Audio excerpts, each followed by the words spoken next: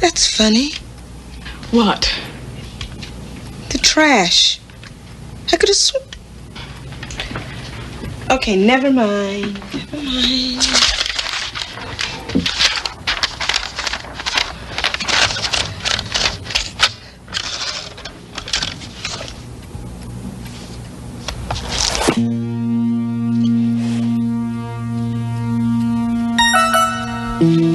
All right, where is it?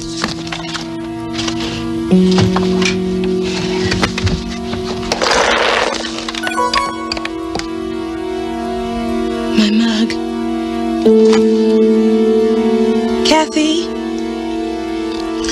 What is it now? My mug. The mug I keep my pencils in, it's gone. So is the trash. And what's this doing on my desk? It's your political science book, isn't it? I know what it is. After the last test grade, I wasn't sure.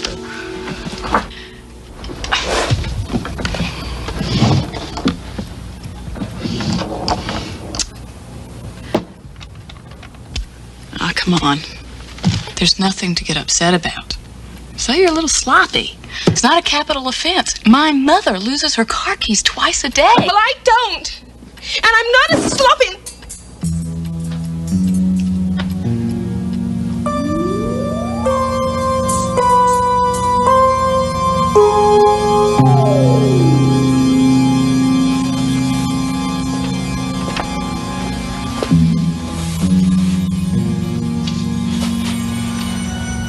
What are you doing?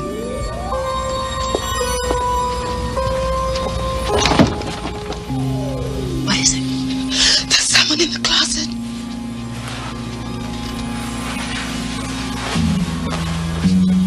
The whiteout burglar. Come on, Jen, give me a break. This is really getting out of hand. There's no one in the closet. Here, look for yourself. See? No one. Nothing. It's just a...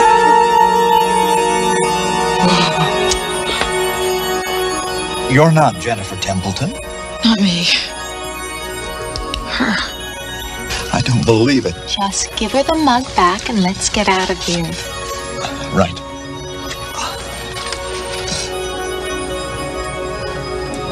I'm sorry for the intrusion. We didn't mean to disturb you. Not so damn fast. I'm sorry, Madam President, I mean... You shut up and jump now.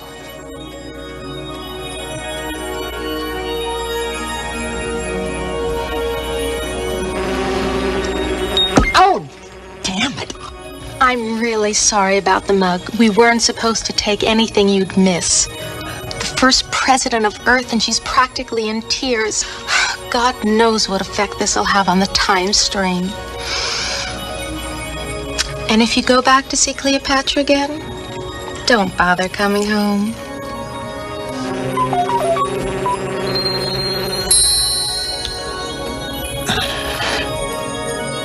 Keep your hands off that. Let him go, Kath.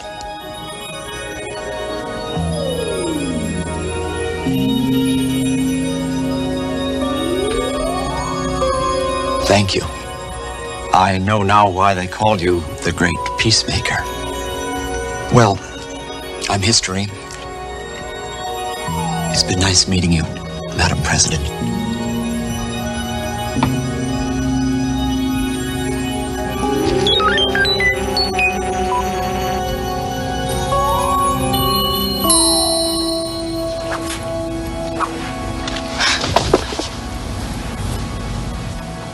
Jenny, what's going on here? I'm not sure.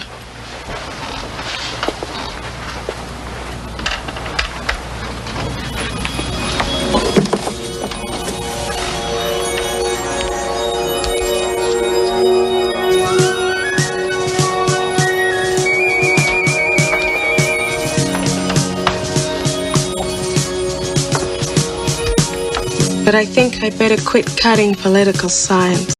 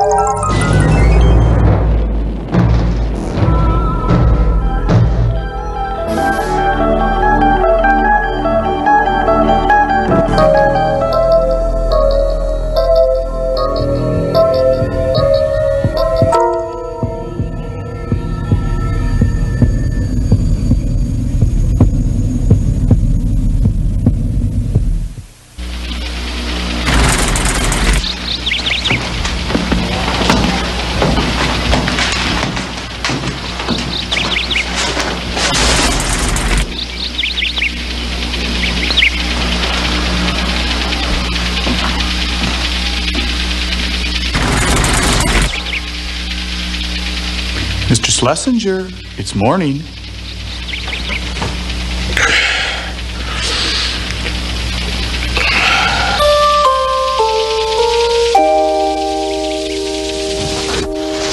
It's 6 a.m. Eastern Daylight Time. Rise and shine, Barney dear. Get up, you sleepyhead. Get up, Too loud, honey. Too late.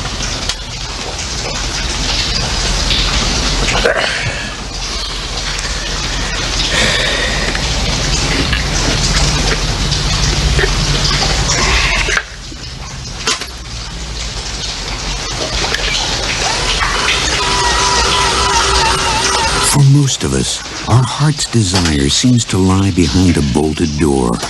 But what if the lives we find so familiar were someone else's dream come true? Perhaps for all of us, somewhere is a hidden door into the Twilight Zone. Oh, shut up. And it's the time of day when people are shot. Morning. Rise and shine.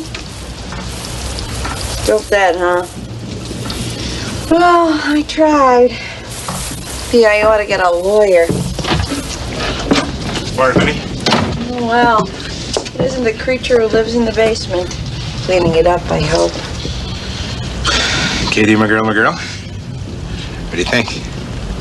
It's alive. Big deal. No, it's not. Look, Barney, I may have been born with a black thumb, but I think I know the difference between a plant that's alive and dead. That one's alive. Well, technically it's not, you see, because I made it. And rather than going around watering things all day, you just sort of wind it up like this. Oh, great. Another practical invention from the mind of Barney Schlesinger. Too bad you don't apply that much effort to your job. Honey, it only took me about 5 nights, you know. It took God 6 days. But he made the original. You just made a copy, Barney. Oh. I guess that means you probably don't want this up here then. Shouldn't you be getting ready for work? I'll take that as a no.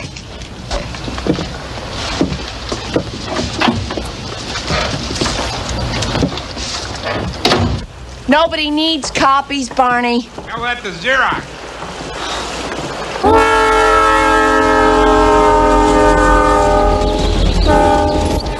Supposed to be a gift. Thought you'd like it. Yeah? Why should Katie like it? She can't kill it. Come on. Face it, Barney, you got a blue sky mind.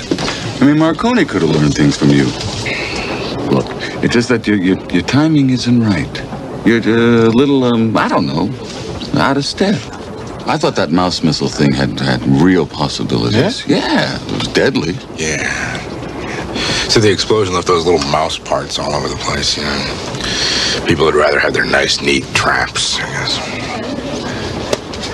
Do you get enough sleep?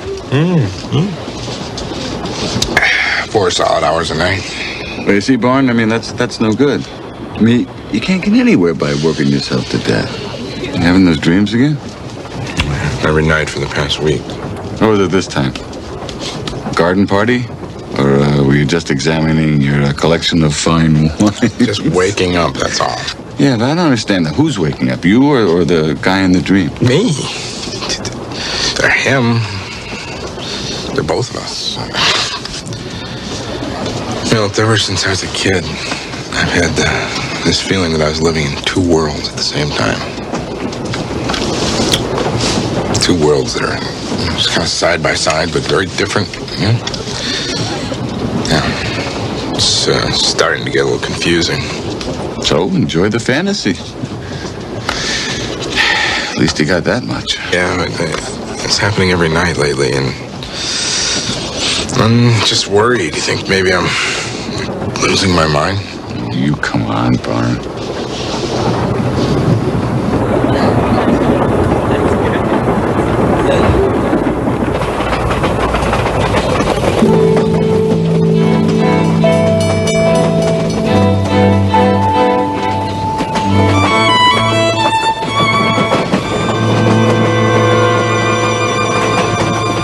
Nice day, Mr. Schlesinger. Aren't they all, Steve? May I ask you a question, sir? Little inside information, Steve?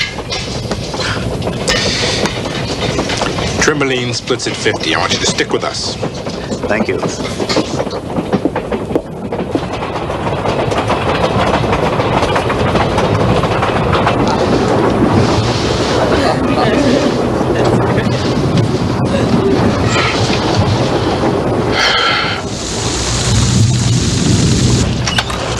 Oh, sorry I'm late.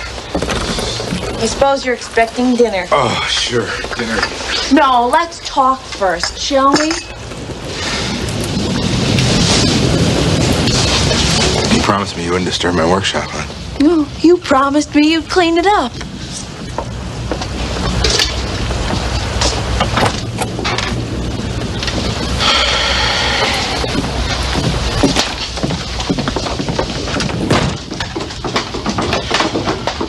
Barney, this stuff has been down here since we moved in. Look at it. Look at us. It's just wrong.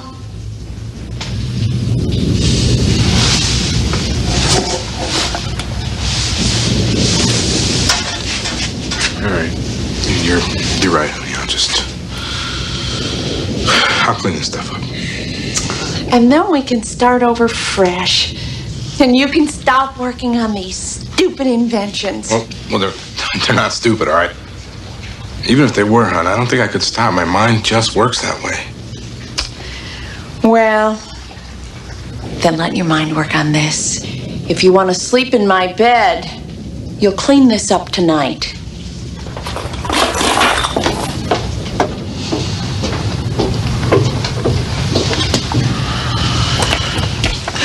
Some choice. It's 8 o'clock, Barney dear. Let's play, shall we? Blue moon, you left me standing alone. Hey, would you just shut up?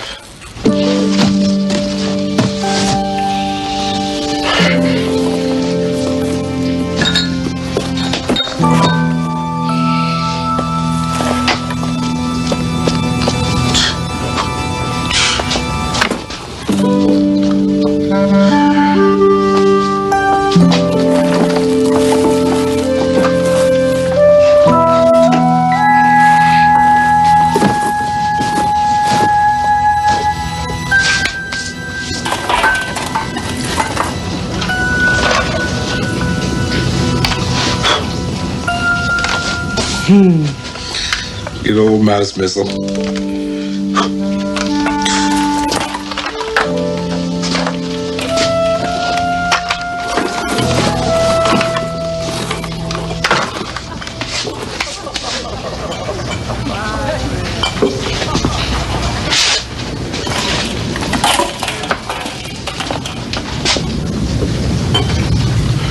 I must be going crazy.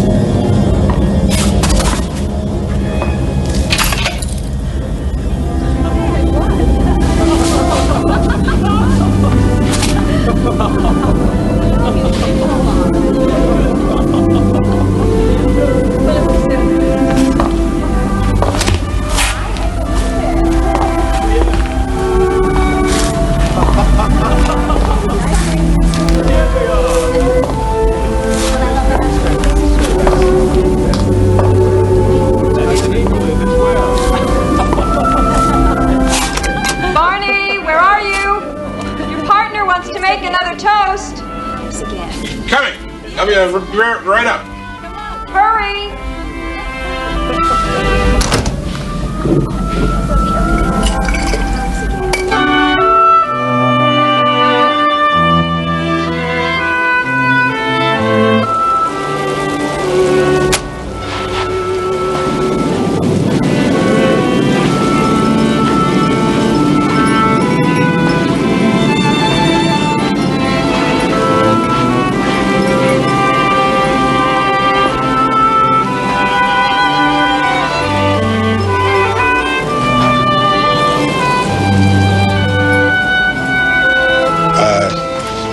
Here I am. There you are. We thought you disappeared. Well, we made it. We are on the front page of the business section. Barney Schlesinger, president of Trimbeline Enterprises, and his partner, Milton Bomsey, have announced the development of Trimbeline 3. Oh, and then there's a lot of boring history about Barney and his earlier wonder substances before we get to the heart of the matter.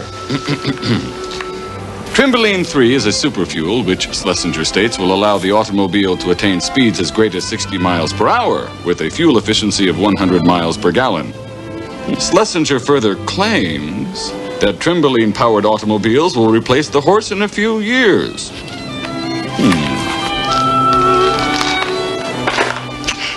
I get the impression, once again, they are skeptical.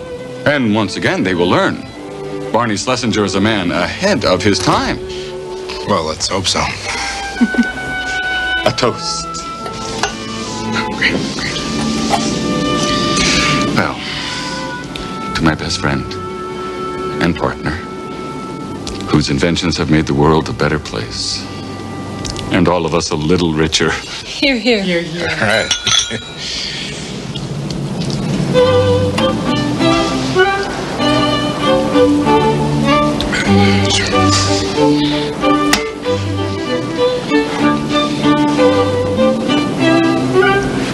Would you care to dance, old friend?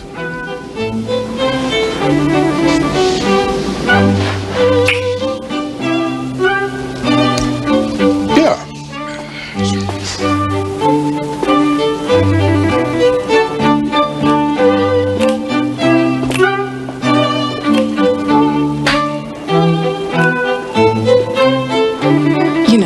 Sometimes I wish I'd been born a man. Dancing always seems to be such fun. Don't be silly. We weren't built for it. Men's legs are so much stronger. We have other talents.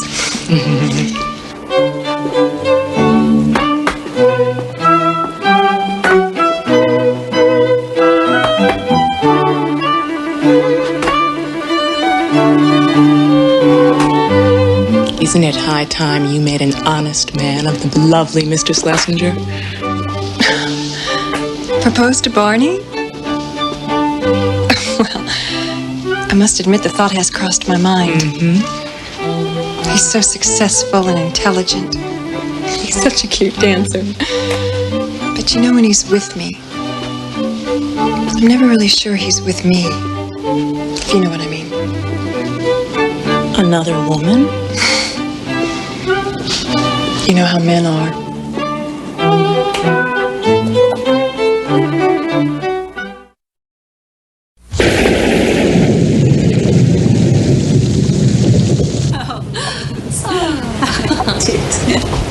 Thank you for a lovely evening, Barney, in spite of the weather. The carriages are here, ladies. Mr. Bomsey.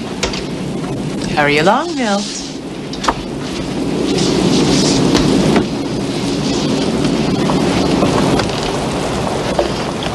You all right, friend? You seem distant tonight. A little tired, maybe. Those dreams again? Dreams? Mm-hmm. Your dreams. Where you live in a world next door. A world where you are completely freed from all these responsibilities, from all this fame and acclaim. I don't know what you find so attractive about it. Well, it must seem pretty ridiculous, I guess. Well, from the details you've told me, let's just say it sounds fascinating in a horrible sort of way. Barney, I've been meaning to ask. Am I in those dreams? Oh, yes, you are. And am I still your partner? You know, I can honestly say that in those dreams, you're still my best friend. Then I'm happy in either world.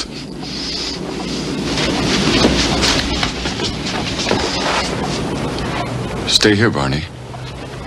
We need you as you are.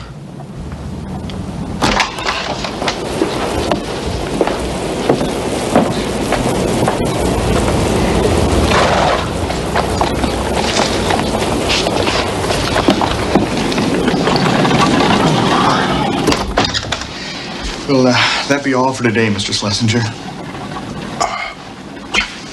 Great. Fine. Great, thank you.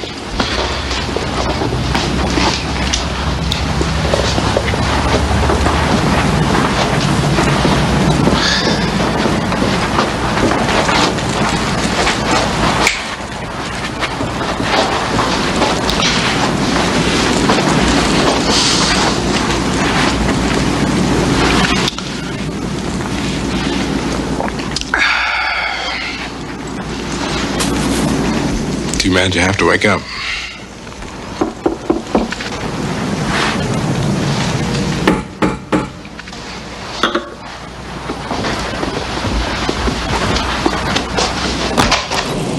I'm sorry to disturb you on a night like this, but my carriage broke down and my horse ran off. Katie? Have we met? No, I don't believe so. But you know my name. Well, you look like a Katie. Yes. Well, please, just go ahead and sit down while I find the butler. Jeeves? Morgan? Henry? Coming, sir.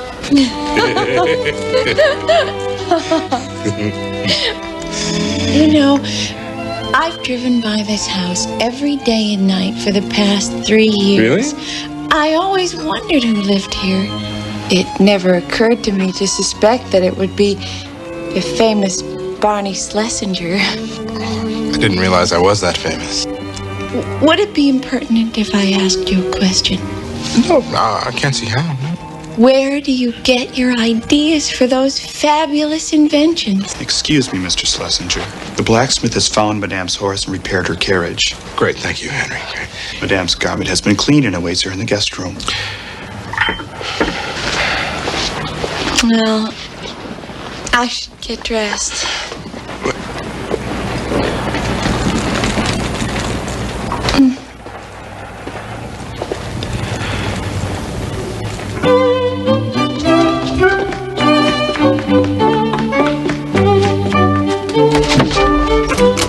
Oh, Barney, I don't know what to say. I've just about given up. Oh, I'm almost finished, huh? You know, honey, I don't mind you spending your time down here making things if you just straighten up.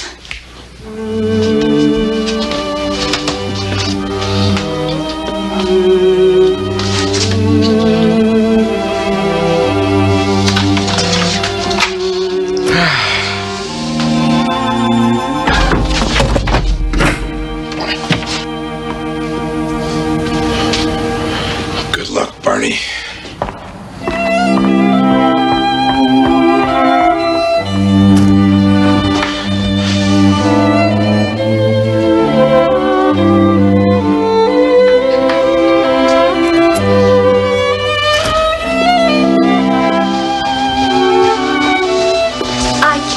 Thank you enough for your kindness. Oh, no, my pleasure. A little going away gift from me to you. Oh, how wonderful. Where on earth did you find an orchid at this time of year? Oh, no, it's mechanical. You see, I made it. You made it?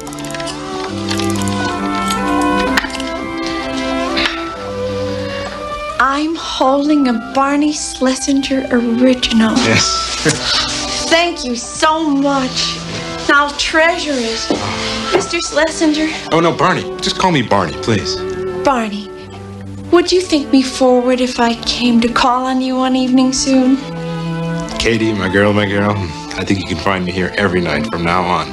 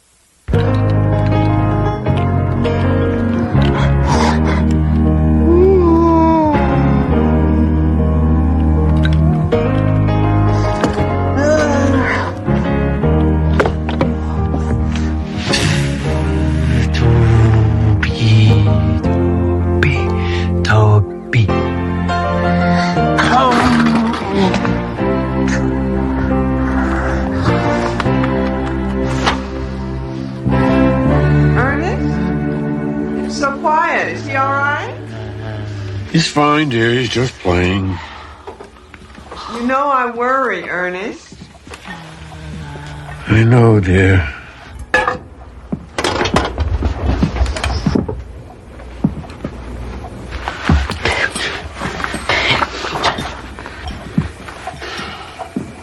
Bring. Dinner's ready. Toby? Toby, are you hungry? Donuts, Mama. Donuts. No, son. You had donuts yesterday. Come on, Toby. Come on. You like chicken. No,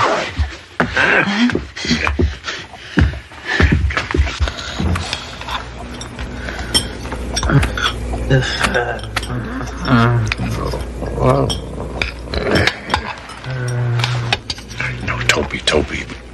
Come on. Donuts. Now, you eat the dinner your mama cooked. Maybe for dessert. If you eat your dinner. Toby, chew your food.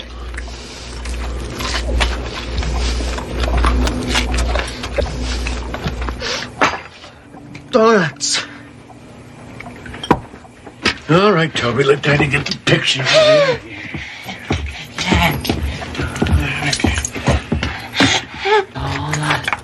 Donuts. Bring. He didn't look at the picture. Mary, he did it without looking at the picture. He's never done it. Yes, he has. It's only donuts, Ernest. You know how much he loves them. Mama, donut. Chew. Toby, shh. Hurts, Mama. Hurts. Toby, it's all right now, Toby. Oh, shh. Mama's going to take your temperature. Now. Hurts, Mama. Hurts. I was afraid of this. It's those donuts. Two. He only had two. Mary, if he doesn't need to see the picture anymore, he could have had another dozen donuts after we put him to bed. Or anything else for that matter. You know he will eat anything he can fit in his mouth. He's burning up. Call that nice Dr. Keller.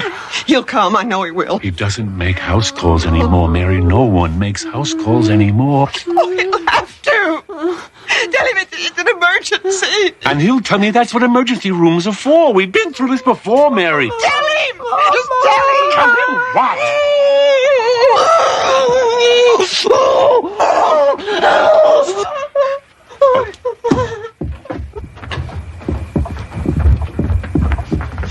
Are you calling Dr. Keller? I'm calling an ambulance. We can't.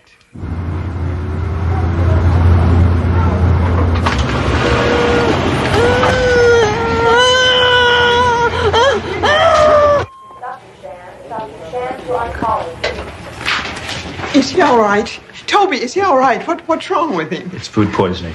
We pumped his stomach. I'm sure he'll be fine, but I'd like to keep him overnight for observation. Overnight? Is that necessary? Our boy is very uncomfortable away from home. Well, don't worry. We'll take good care of him. The children's ward has color television, lots of comic books, games. No. If he must stay, he will stay, but he must have a private room. My wife and I will stay with him. There'll be no television, no comic books. Very well. I'll make the arrangements for the room.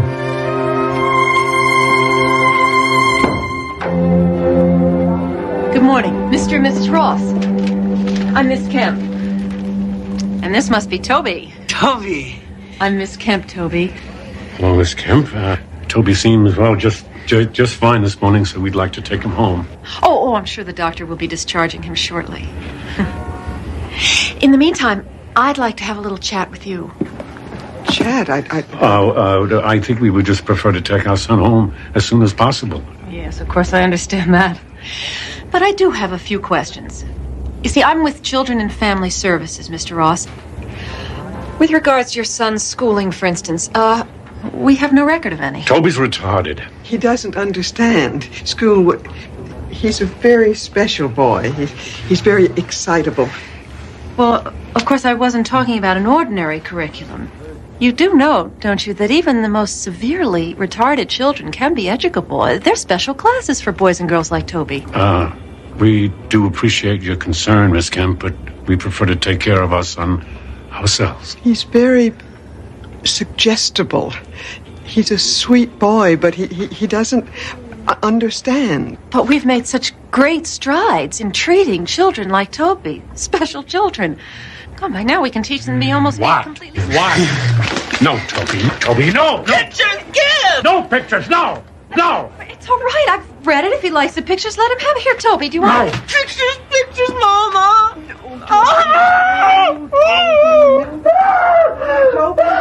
Toby, it's all right. Mama's here. Now, Toby, we're going to take you home, and you can look at your toy book. Toby, don't cry. We don't allow him to look at such things. It's only a magazine. There's nothing wrong with a magazine. We'll be the judge of what's right and wrong for our son, Miss Kemp. Get the boys' things, Mary. We're leaving. Wait a minute. You can't just walk out of here. Can't we?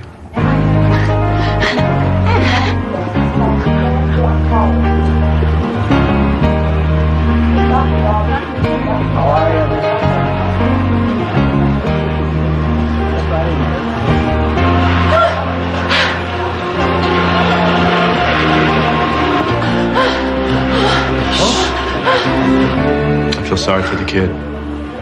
Anything we can do? Yeah, I can look into the home situation. I mean, these aren't the dark ages, right? Expect I'll be seeing a lot of the Ross family.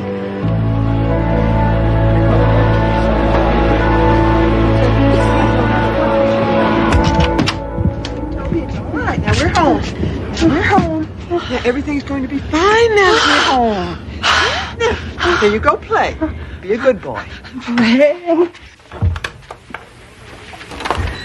Ernest, what are we going to do? He saw it. I know he did. He was staring at it all the way down the block. What if he brings it? Mary, he's home. He has his toy book. He will forget.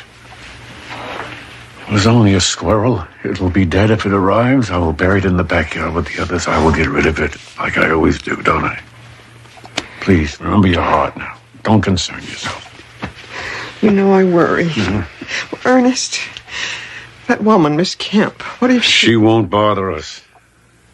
I'll take care of it. Mary, please.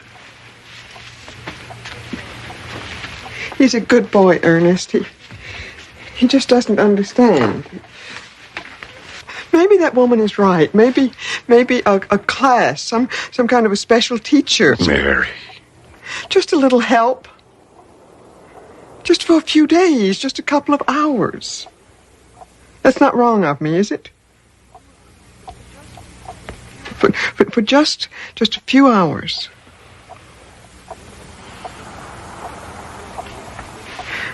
Maybe we could go to dinner to a nice restaurant. Just the two of us.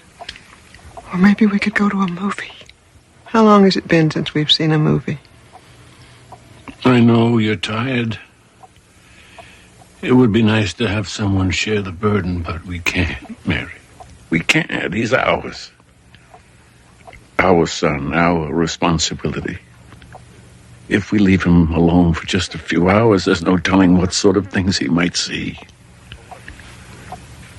Or what he might bring.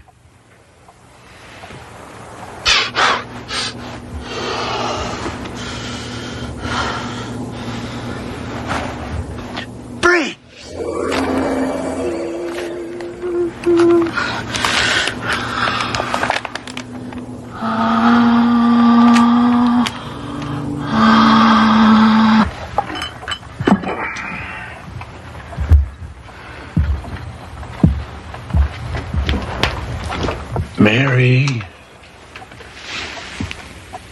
I made you some tea. Nice. How nice.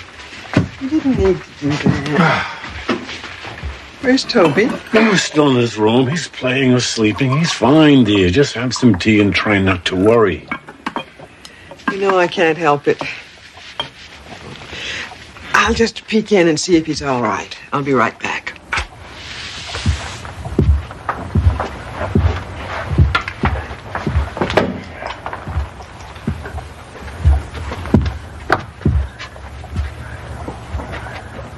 Toby? Toby? Toby? Toby, what are you...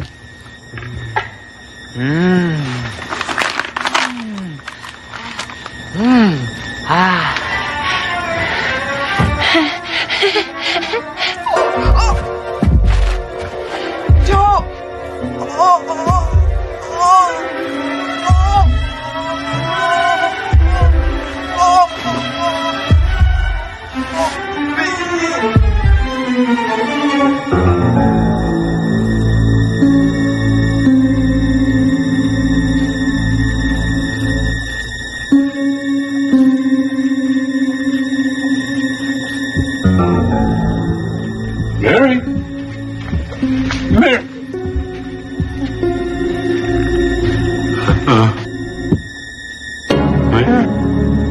Hey, Mary?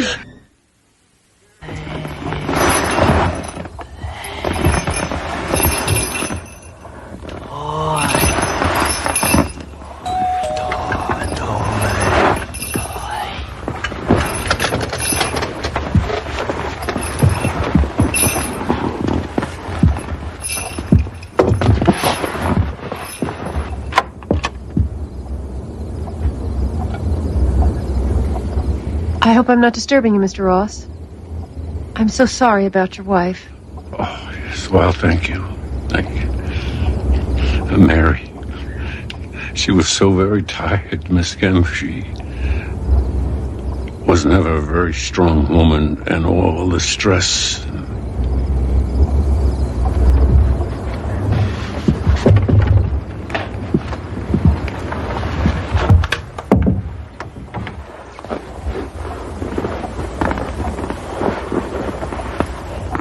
Hello, Toby. Toby. You've come about Toby, of course. I don't mean to intrude on your grief, Mr. Ross. I really don't. But I do believe that you need my help now more than ever with your wife gone. So I've brought some literature you may want to take a look at. You want to put him in an institution? Pictures! Pictures!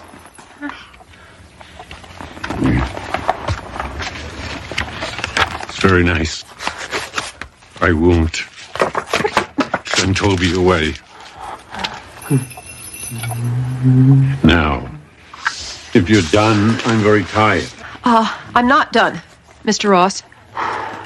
I've done some investigating since the last time we spoke. I've talked to your neighbors and to your former employer and your wife's family. And frankly, Mr. Ross, unless you're willing to listen to reason, I believe I have grounds to remove Toby from your custody. I see. Your treatment of the boy is appalling. It's almost medieval. According to your neighbors, he's a virtual prisoner here. You never take him outside, not even for walks. You've boarded up the windows of this house. You don't allow him to play with other children. You don't take him to the park or the playground or even the zoo. According to your wife's sister, you don't even allow him the meager solace of a television set. No, we don't. It's all right, Toby. It's all right. She won't hurt you. She won't hurt you. No, I think you've heard him enough already yourself. Sit down, Miss Kemp. Don't say another word. Just sit down. You want to take Toby from me? Then maybe it's time you knew something about him.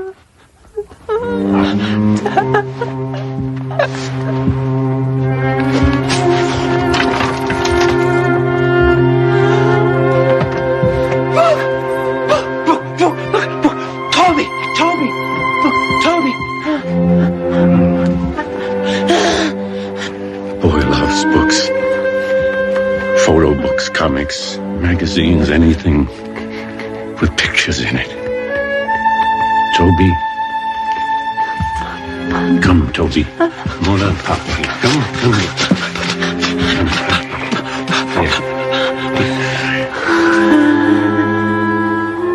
Bring for Papa. Bring it here. Bring, Toby. Bring! Sharp. No. Sharp. There are a lot of sharp things in this world, Miss Kemp. A lot of dangerous things. Do you understand? I'm sorry, Mr. Ross. I'm trying to talk to you about your son's future, and you're doing parlor tricks. Prove it to yourself. Go on.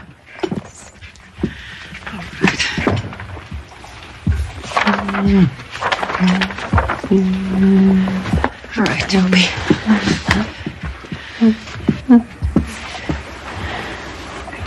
Bring this. Mr. Ross, this is not...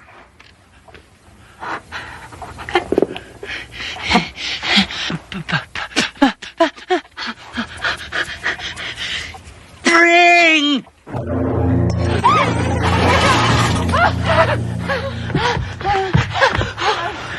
What is this, Mr. Ross? Some kind of miracle? A miracle, no, Miss Kemp. It's more like a curse. Why do you say that, Mr. Ross? This boy has a gift. He has a talent nobody else has ever had. He saw a puppy on television one day before we got rid of this set. He wanted it, so he brought it. It was dead when it arrived. He can bring back living things, but he forgets. Our backyard is full of what I've buried there.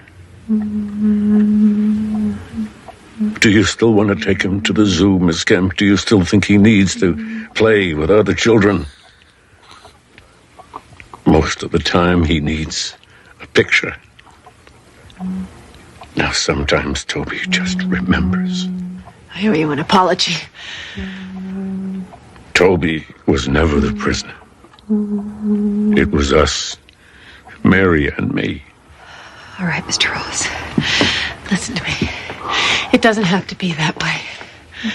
Toby still needs help. He needs it now more than ever. You know what kind of help the world will give him. They'll lock him up, run their tests and experiments, use him if they could for whatever they want. Toby won't say no. He can't say no. And when they're finished with him, what will the life of one little retarded boy be worth? He is my son, and this is his home. Get out! Out! Get out! Get out! Mr. Ross, I cannot leave here and forget what I've seen and heard. I have to report this. Get out! No, Toby! Toby, please, God. Toby, no!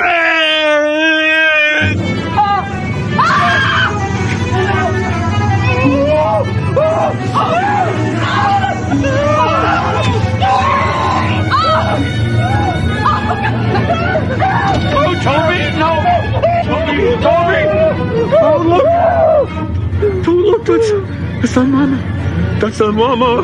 That's not look. I'll take it away. I'll take it away. I'll take it out. It's all right, Evan.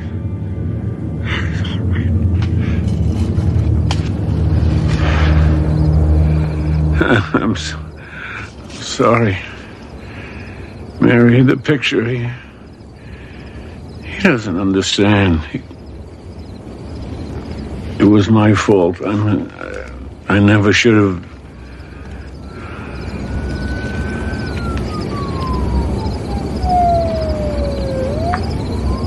It's time.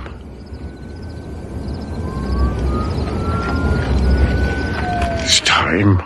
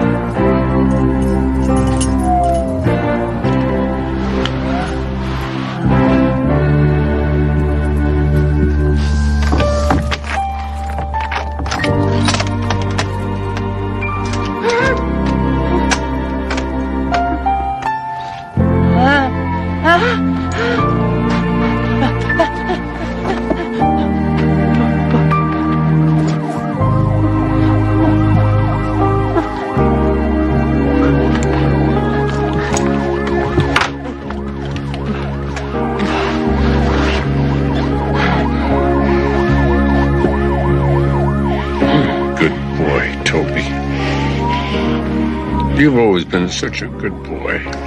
Yeah. Look. Look, Toby. Look. Look. See? Oh.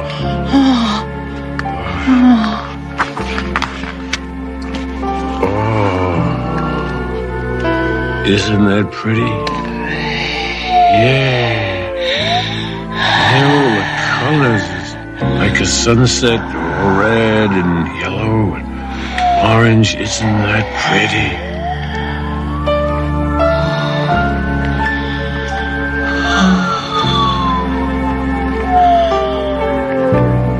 I love you, my good boy.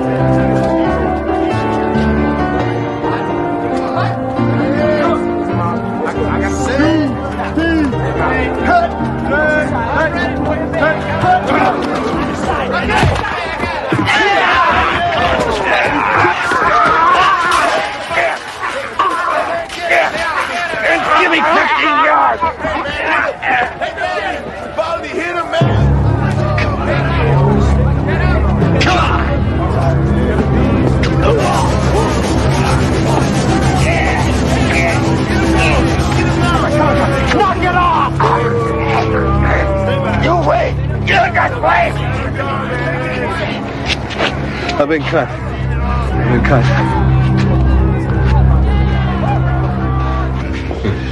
I have to watch that for infection, of course, but there's no serious muscle damage. It's a good thing it was in my left hand.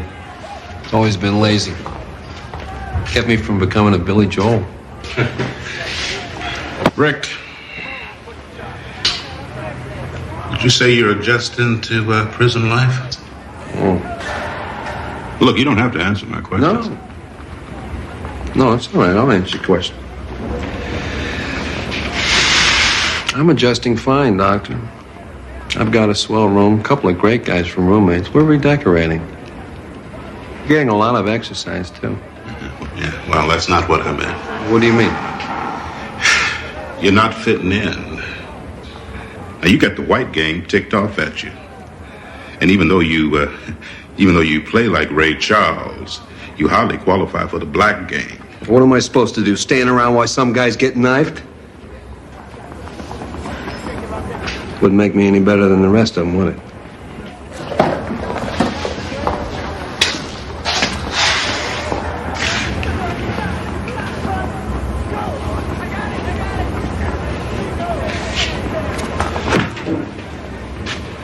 In spite of what the jury said, I didn't kill anybody.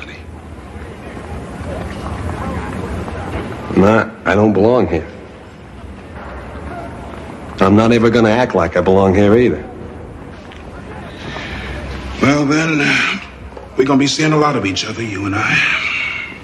Then you better start sterilizing those needles. Smart move, Frost. Yourself a little flesh wound. Yourself out of heavy work detail. Wish I thought of it. Eddie, another fish. Thanks, man. Got a leg?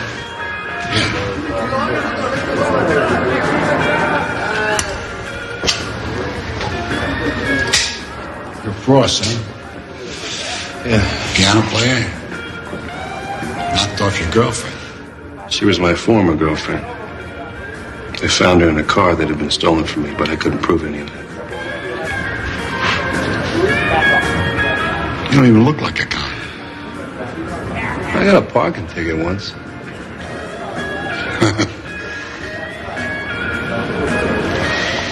Eddie O'Hara. How you doing? All right. Now, we got a job to do. We got to line up some chairs in the chapel. Yeah. For His Eminence the Bishop, he's going to say Mass next week. Yeah. If you had a piano or something, could you play Ave Maria, something like that? Yeah, sure. Where the hell am I going to get a piano around here?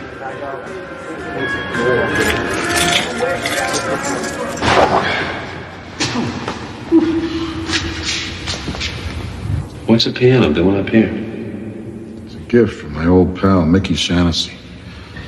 Sent over right after he disappeared. Mickey Shaughnessy, wasn't he some kind of gangster? Around Dutch Schultz, Al Capone, those guys? Yeah, he was like those guys. But his territory was show business, vaudeville and bands and clubs. The Shamrock Club was his. He was a music lover, no. He may have sent this piano over so the guys could gather around it and sing. Huh. Didn't get much use, did it? Eddie! Yeah, I'll be right with you. Talk to Max. Maybe we get this thing moved to the chapel. Yeah, okay.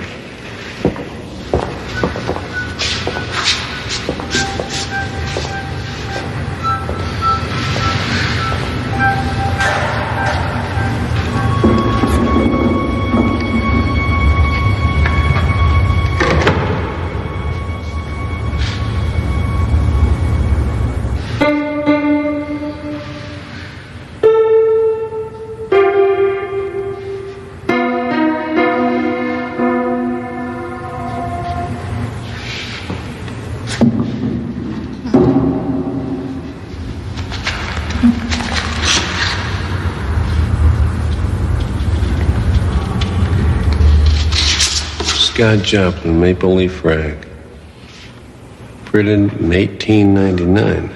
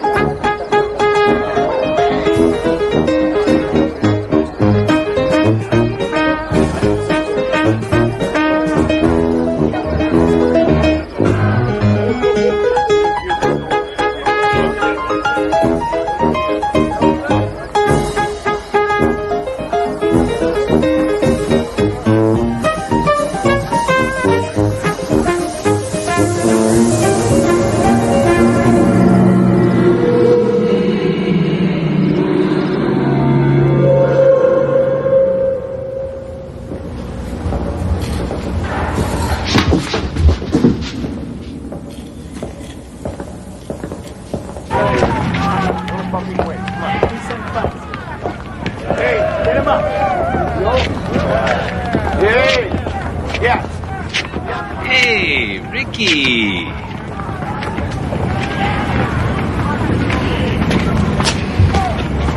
Why don't you come play some ball with us? Sorry, bad hand.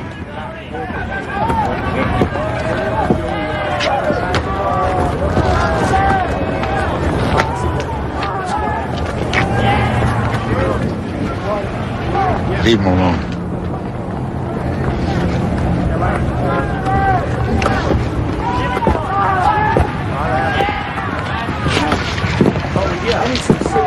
Thanks, I guess I owe you one. Yeah, I guess so. Eddie, you've been in here a long time, right? Well, if you call 50 years a long time. How do you get him to leave you alone? I believe in the 11th commandment. Do unto others as you would have them do unto you. But do it unto them first. It's a hell of a way to live. Yeah, but you live. I was a rough kid, traveled with a rough crowd. I almost got myself into big trouble. But I'll tell you something. I didn't kill that guy. Mickey framed me. Shaughnessy was your old pal. Yeah, he was. That was a long time ago. We had a problem. We were both in love with the same girl. Mickey said he'd make her a star. He even played piano for her when she sang in his clubs. So he decided to eliminate the competition, right? Listen, where'd you disappear to yesterday? Max and I were looking all over for you. I'll tell you, Eddie, as soon as I figure it out myself. You do that. Remember, you owe me. Yeah. I don't know.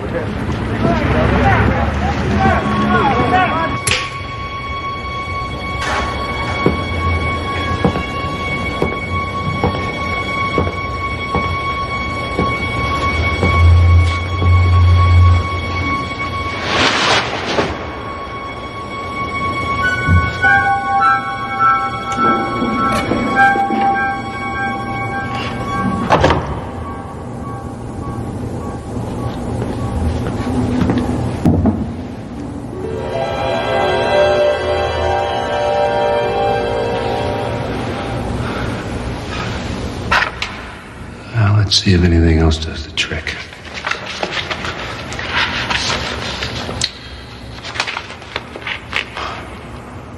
Over there, George M. Cohen. 1917.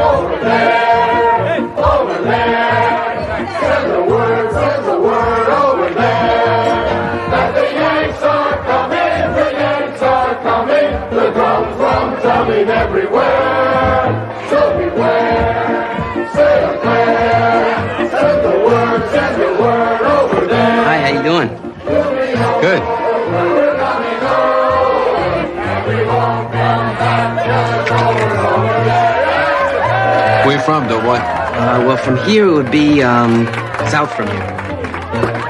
Arkansas, Texas? No. 103rd Street.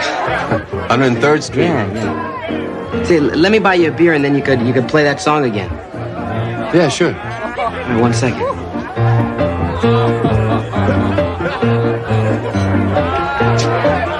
Thank you. Sure.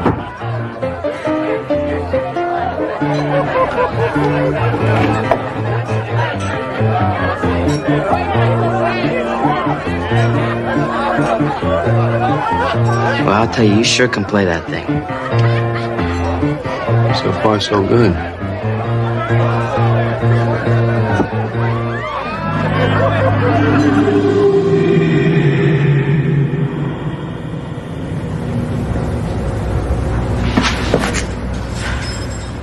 Damn it!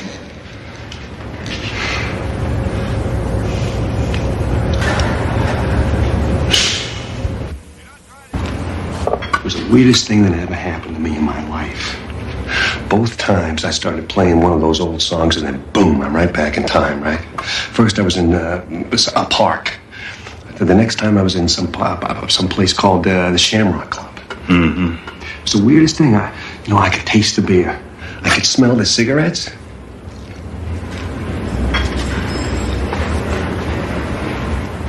You think I'm nuts, don't you? Maybe. I keep thinking that if I could just pick the right music and the right year, I could stay there. Hey, man, don't go by me. If I was smart, would I be working here? Listen, I appreciate the needlework.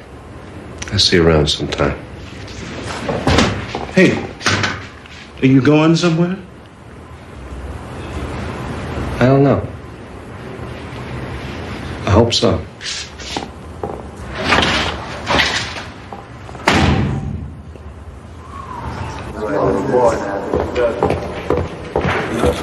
Hey, Max, you seen Eddie? Hey, I got enough problems. Take care of everybody else. Just tell him I'm looking for him, all right? Okay, let's do it. Good idea. You never let me give you a real state panel welcome, Ricky.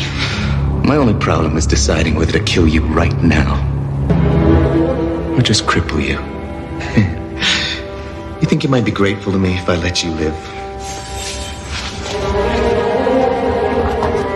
Cards coming. Later, Ricky. Don't leave town.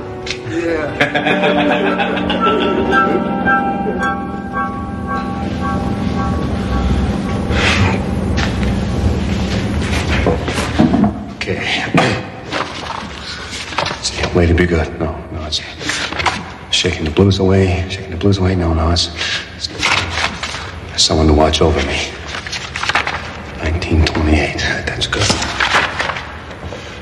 Calvin Coolidge, Flappers, bathtub gin. That's great. Don't worry about Thompson. He's got the brain of a houseplant. How would you want? I got this crazy idea. I don't know if it's going to work or not. What would you give to see Mickey Shaughnessy face to face again? To see me? Yeah. I'd be willing to spend a year in hell. Why? Put your hands on the piano. Do what? Put your hands on the piano. Here. Look, here. The Shamrock Club? Yeah. The Shaughnessy's place. Yeah. But these look new. I know they're new because I was there yesterday, the Shamrock Club in Chicago. Now look, if I got this thing figured out right, all I gotta do is play the right tune, and you and I can be back in Chicago in 1928. 1928? Ed, put your hands on the piano, it won't work. Hey, look, kid, I don't know what the hell you're talking about. But when you've been in a slammer for 50 years, you don't believe in magic anymore.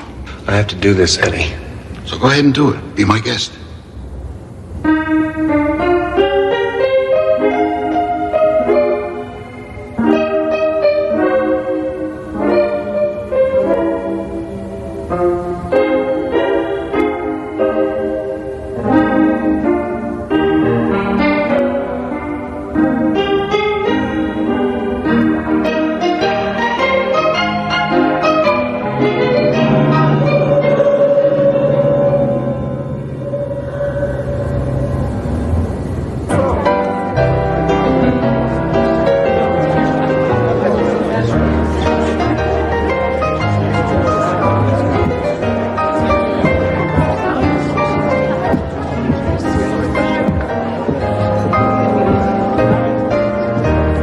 Where's Jimmy?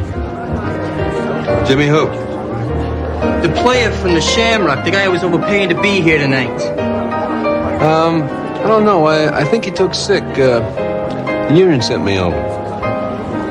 The union? Yeah. Shorty, make a note. I want to see Jimmy Melton over at the club tomorrow morning. Jimmy, Shamrock, tomorrow. Got it, Mr. Shaughnessy. Mickey Shaughnessy? Yeah, who are you expecting, Babe Ruth? Hey, this is my house, and that's my piano you're trying to play. I think he's doing a very good job, honey. And he's cuter than Jimmy, too.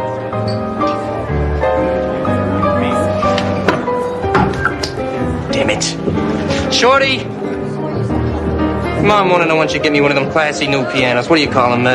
Grand piano from the club. And I want you to just get rid of this old cat house number. Sure thing. What do you want me to do with it?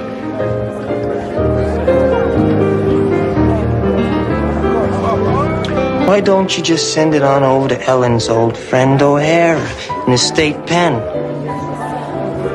He'll appreciate the sentiment. Now, I'm gonna give you one more chance, buddy. I want to see some people dancing. So why don't you play that new Gershwin thing? It's wonderful. Could you hum a few bars? I'm not sure if I know that one. The song of the year, and you don't know it? No. Why don't you show him how it's played, Mickey? I'm sure he'd appreciate the sentiment. Move over. I can play it slow.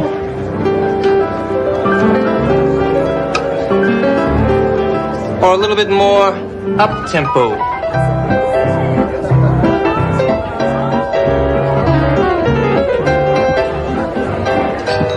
You can dance, can't you? Yeah, sure. Don't worry about Mickey.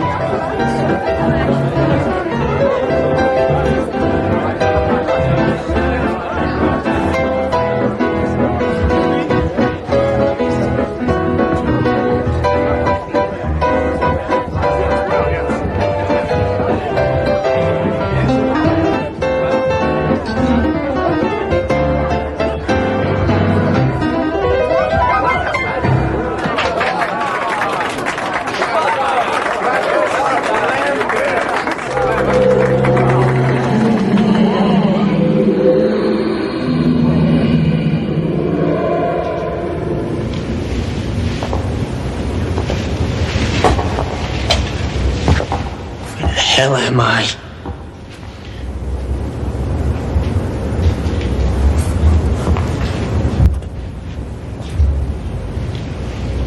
Mickey Shaughnessy. Who are you? Do I know you? Don't you recognize me, Mickey? Eddie O'Hara. Your old pal. Eddie O'Hara. Where am I? Tell me where I am. You're right where you belong, Mickey. With me. Now, I'd like to be the first to give you a state pen welcome.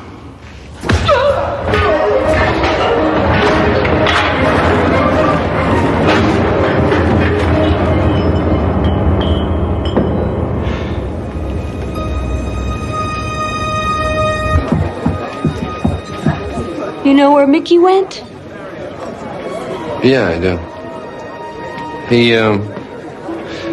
He went outside. He said he'd be gone for quite a while. Oh, well, that wouldn't be the first time.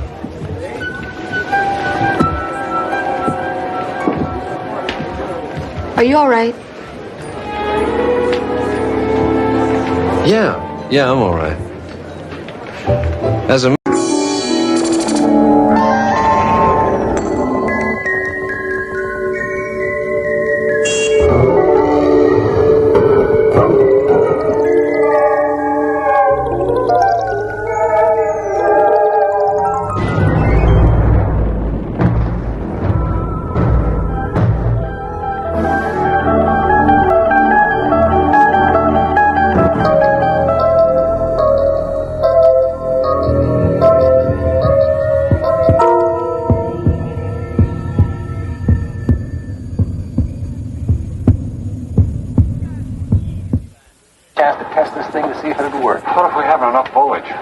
swinging on its arm. 1.2. It's on its way. You know, I gotta worry. Report from the front, Captain. Lieutenant McPherson has a worry. This is no joke. What if he can read our minds? He's gonna be real mad when he gets to me. 1.4. Keep moving around, you guys. Keep it quiet. Daddy, I'm scared. Am I wrong, or are you supposed to be in bed? Daddy, there's a man in my room. Sweetie, you just had a nightmare. I was not. I saw him, Mommy. It's my turn, I guess. Huh? I think I'm just going to go have to see who this is who is bothering my little girl. And if he can read minds, then he's going to be real mad when he gets to mine.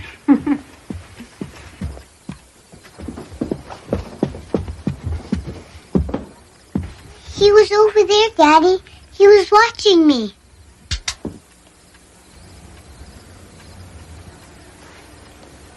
There's nothing there, Megan. See, it's closed. He scared me, Daddy. I know, Megan, but it was just a nightmare. Now, my big girl isn't going to be afraid of some little nightmare, is she? Come on. In you go. Now, look, okay. Can you keep a secret? Okay, well, when I was a little kid, I had a lot of nightmares. Monsters. Monsters? I mean, they were in the closet, they were under the bed, they were everywhere. But my dad, he told me the secret. And then I wasn't scared anymore. Monsters cannot get you if you hide under the blankets. They can't? They can't. That's the rule, and even monsters can't break the rules. That's my girl. That's good. See, the only problem with that theory is that blankets can't hide you from daddies. Okay. Oh. All right. Calm down. Now you're going to sleep, right? Right. Good night, kid.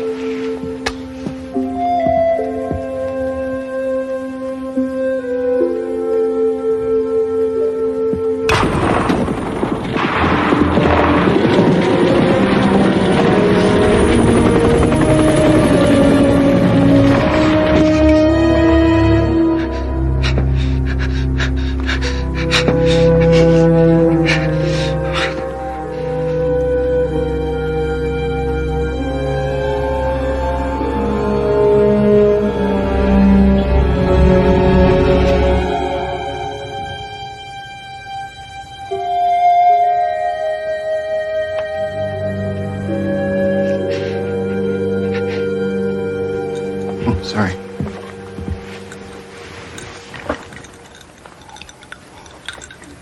Jeff? What's wrong? God, you look like death warmed over. No, it's nothing, I tell you, honey, I thought... What? Nah, it's absurd. It's like daughter, like father. Oh, and the man, it was a chair full of clothes. Well, she has your imagination. Yeah.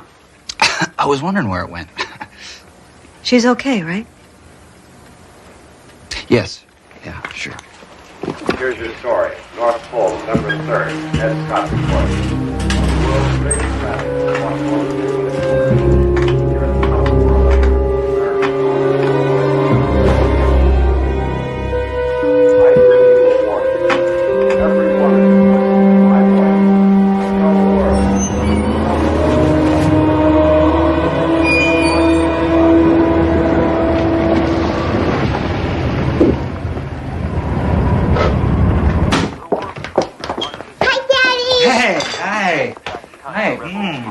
All right, hello.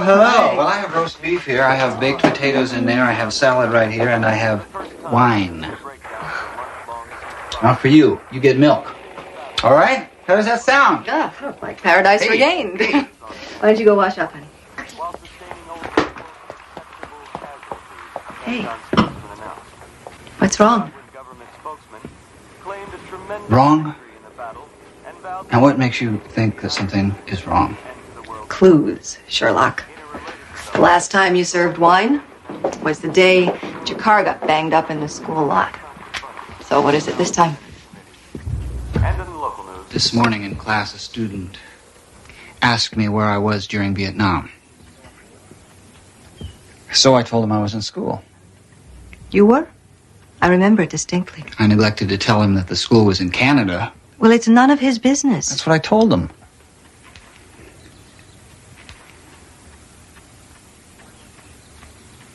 So why do I feel so guilty?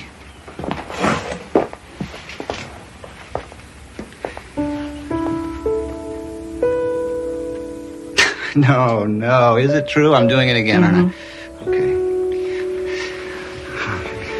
Now, is this the part where you're supposed to tell me that I didn't do anything wrong? You didn't do anything wrong. Good. She still remembers all her lines. You are a perfect woman. Thank you. Maggie, come on down. Dinner's ready. Megan? Megan? Oh, honey, you didn't wash your hands. The man was upstairs, Mommy. He talked to me. Oh, honestly, now come on. Let's get you scrubbed up for dinner. It's okay to play pretend, but you mustn't blame somebody else if you forget to do something. It's not pretend, Mommy. Okay, here you go. It's a little better. Jeff! Jeff! What's wrong? Jeff, did you see him? Did he come past you? What? Who? Come past me? The man in the wheelchair. He was there in the mirror. No, he was in the hall. I saw him in the mirror, and then he must have come past you, Jeff. A man in a wheelchair. Yes. Look, honey, wait a minute. I mean, I think I would have noticed somebody coming past me in a wheelchair. And besides, how could anybody get a chair down these stairs? Well, if he didn't come past you, then he's still... He's gone, Mommy. Oh, Maggie. Don't be scared. He's a nice man.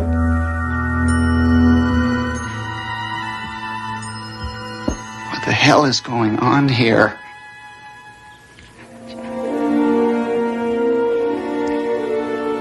I don't know. I think it's time I found out.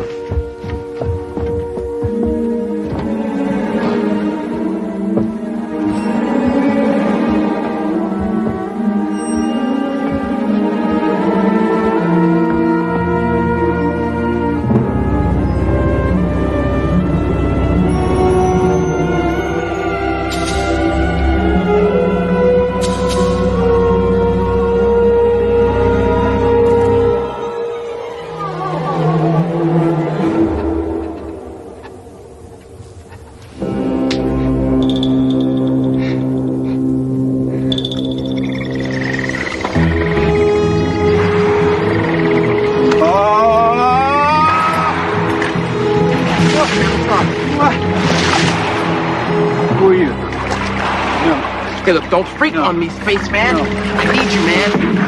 No, this is him. Hey, man, what the hell?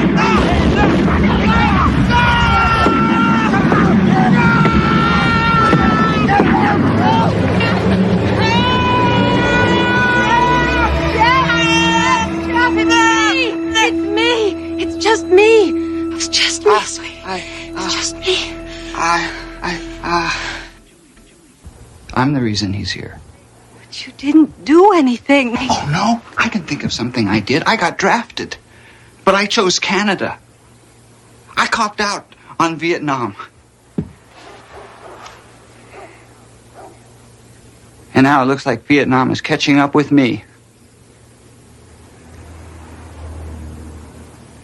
See, maybe Vietnam was my fate.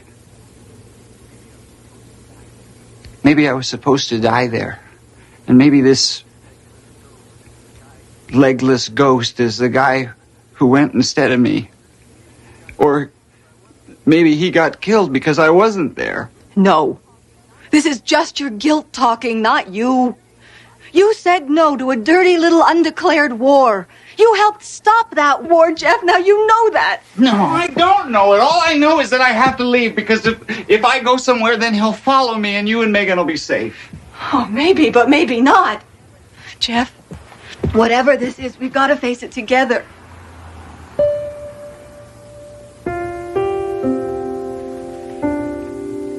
Well, you're right.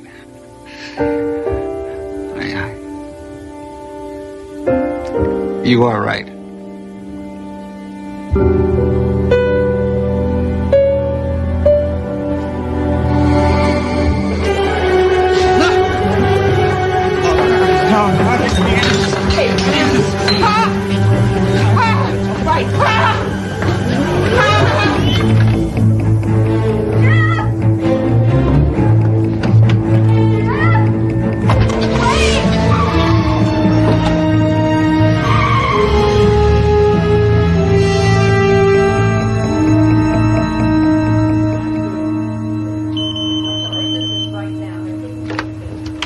Yes, Susan.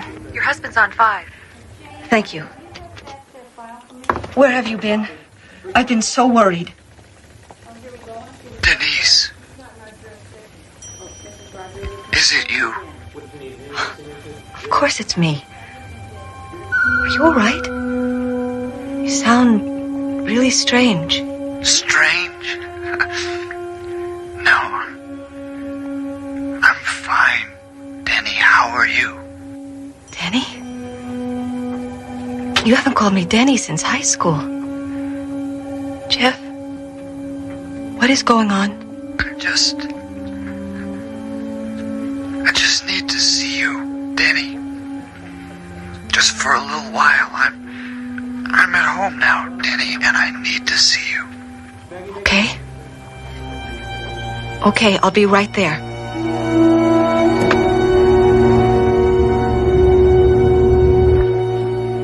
Hi, Susan. Jeff, you all right? You look terrible. Huh. Yeah, well, I feel worse. I just spent the night in my car on Frontage Road. Is Denise here? She went home about 5 minutes ago, right after you called. Right after I called. I didn't call. Of course you did. I put you through not 10 minutes ago. I ought to be able to recognize your voice by now.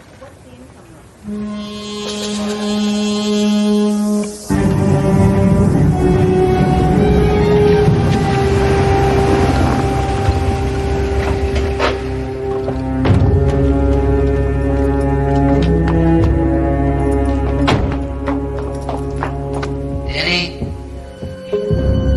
Here.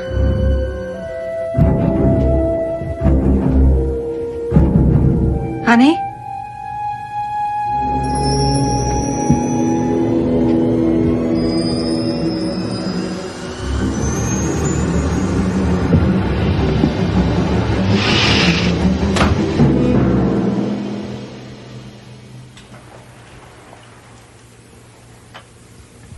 Jeff? You're looking real good. I mean, you look even better than you did back when we were together. Oh, God. What happened? Is that the question? What happened? What happened? Vietnam happened, Denny. And the draft lottery. And a landmine. Denise? Denny, I don't... Jeff! I'm up here! Jeff! Jeff, I'm up here! Honey, come back. All right, you. You're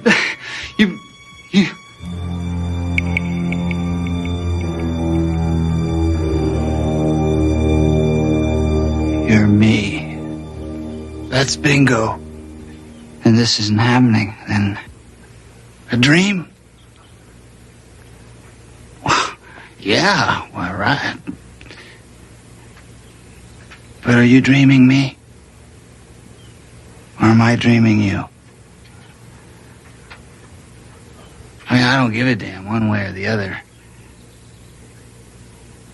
You see, I think we're both real. I think that somewhere around 1971, we came to this fork in the road. And you went one way, and I went the other. And we ended up in different places. Jeff?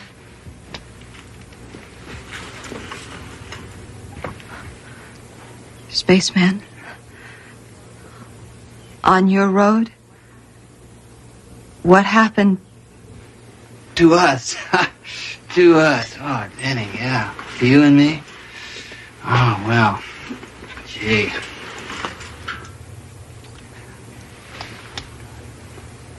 You died in a motorcycle accident when I was in Nam.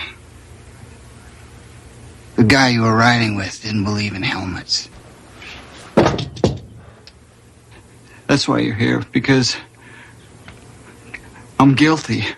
I'm guilty, okay. That's all right, but if there's any retribution owed, then it's to me, and to me alone. You have to leave them out of it now. No. We went to Canada together. We made the decision together. I'm a part of him, and everything that happens to him. That's why I loved you so much, Denny. And you, what? I mean, come on. You think that I would hurt them? God. And they say us vets are crazy. And tell me why. I'm dying, man. I mean, you know, the doctors, they never tell you what's really going on, but I could feel it. And it's okay. You know, I mean, I lost everything important to me a long time ago. I lost my legs, I lost my girl, I lost my future. I even lost Jeff. And the spaceman. Ooh, yeah, I mean, come on. He doesn't have much going on except some really horrible memories. So, you know, I'm laying in the VA and I'm just waiting to get it over with. Come on. And I'm thinking, and I'm wondering, you know, how it would have been with Denny and me. You know, if I'd have done it differently. And I'm laying there. And I'm wondering.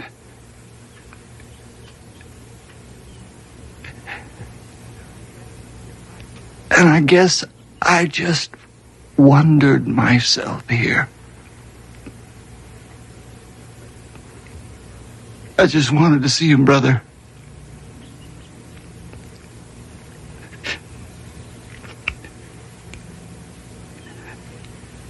You did okay, McDowell.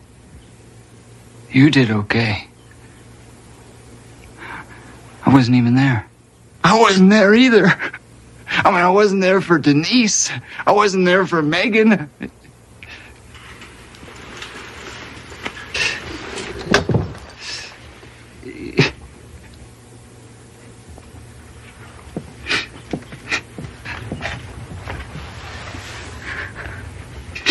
Yeah. Come on. I think it's probably time I went. No, you can stay. If you want to. Yeah. Well, you know, I mean, I'd like to. It'd be nice. But I can't. I got some nice memories now, though. Thanks. The flashbacks. I mean, it must work both ways. You and me, we're the same person, right? I have some memories. I have some good memories. Maybe if we touched. No, you don't know what you're talking about now. But I have good memories. The day that Denise and I got married. Our honeymoon. The day Megan was born. No, it's no good, see? Because then you'd have all that stuff about all those men dying around you. Then you'd have all the years in the hospital and in this damn chair. No, and then you'd remember everybody backing away from you, everybody watching you, you know? Come on. Hey, I mean, you'd be waking up with nightmares, you'd be screaming.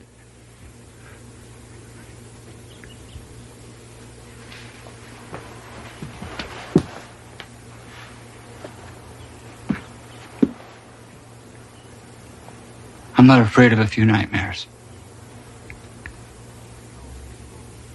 I can always just crawl under the blanket.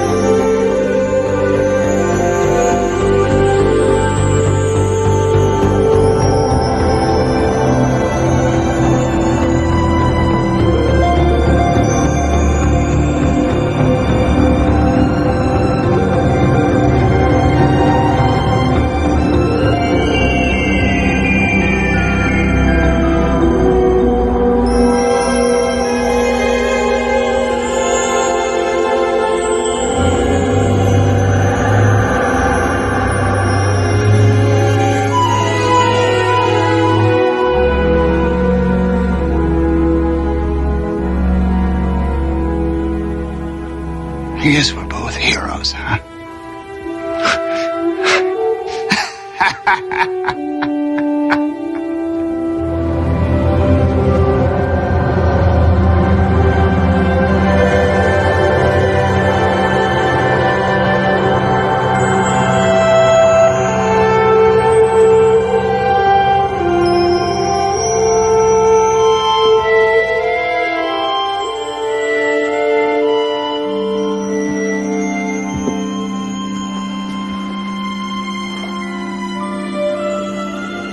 We make our choices, and afterwards wonder what the other road was like.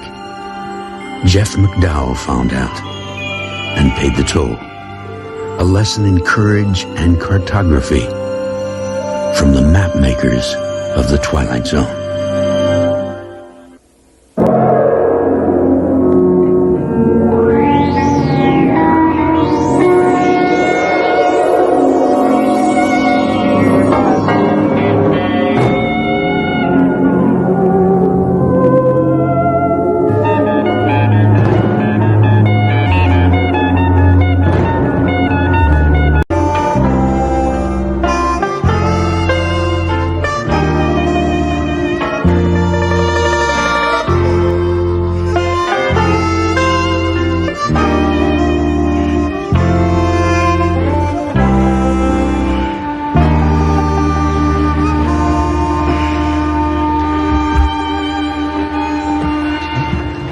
You still here? I'll come back and get my things after my shift. Yeah, well, you just might find them in the front yard. You want breakfast? Well, I was gonna go up and eat at the cafe. No, you don't. Now, you can go on and tell Les and Bobby and Charlie that I threw you out. But I ain't gonna have you going to work eating cafe breakfast here. Thank you. I appreciate it. Melissa, look, this whole thing just one big mistake, baby. I swear that girl don't mean nothing to me. She meant enough for you to go and sleep with her. How many times I got to say it? I am ashamed of what I did. You ashamed of what you did, or you ashamed because you got caught? Well, what you want me to do, huh? I mean, you want me to beg you for forgiveness for the rest of my life?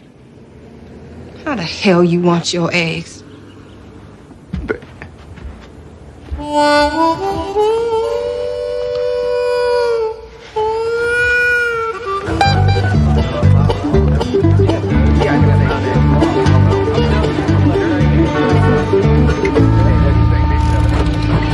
They told me I could have a night shift if I wanted to. That way I'd never have to see another sunrise again. Yeah, unless it's because you late. Yeah, like you were this morning. I'm not going to, though, because my boy Jeffrey, he's going to be all conference football and basketball this year, and I'm not going to miss one of his games. Yeah, you betcha. Oh, my dog. Oh, come on. Don't start singing this early in the morning. Hey, Smith. Wilson, Parker, you two guys hang on a second. I'm taking you guys out of shaft 15 this morning. Oh, that's great, Get to work on our golf. We need a crew in the junction. Junction? What the hell for? That's the oldest part of the mine, Schmidt. It was robbed before we was even born. It's a good thing you guys aren't running this company. We had a geophysical team from the university down here last month, and they say There's several $1 million worth of coal in those branches. Gasification. Yeah, coal gasification. Got a pilot plant over in Charleston starting up to do just that. Get to it, boys.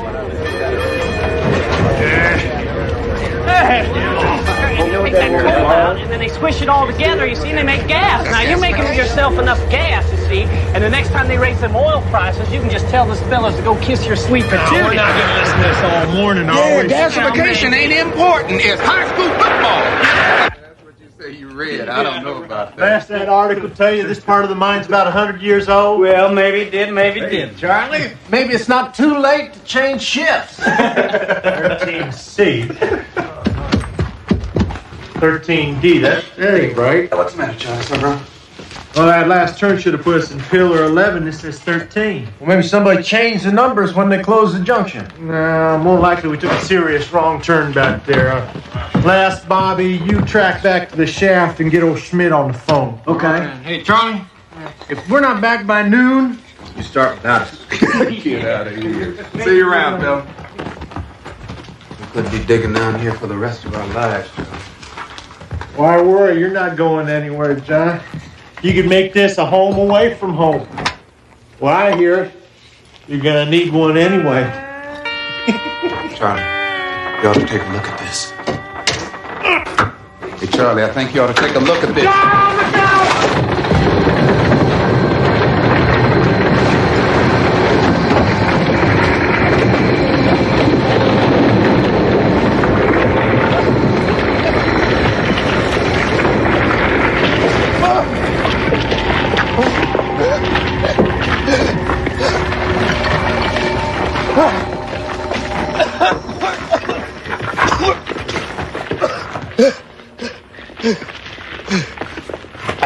Charlie! Charlie! Charlie! Charlie!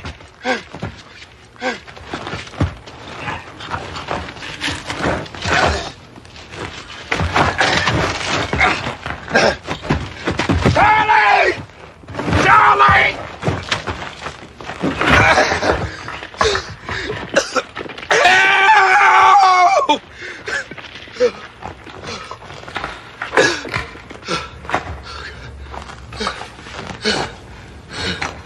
Help!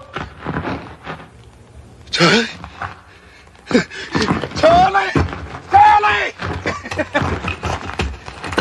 Help! Somebody there? Who's there?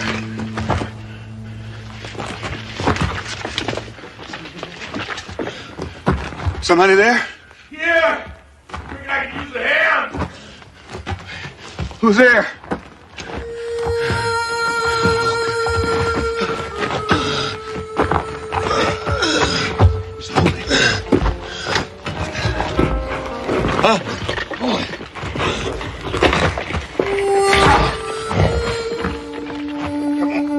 Close your eyes. Come on. Sit on up here. Thanks. No problem, Dave. I like to broke my leg. Yeah, let me take a look at it. Don't touch me. Come on, let me take a look at it. Yeah. Now look, I think it is broken. I'm gonna make you a splint. You ready? What's that? What? On your wrist. That's a wristwatch. Hey, come on, man. I need that. Now, you ready? Yeah. All right, hold on. Just hold it.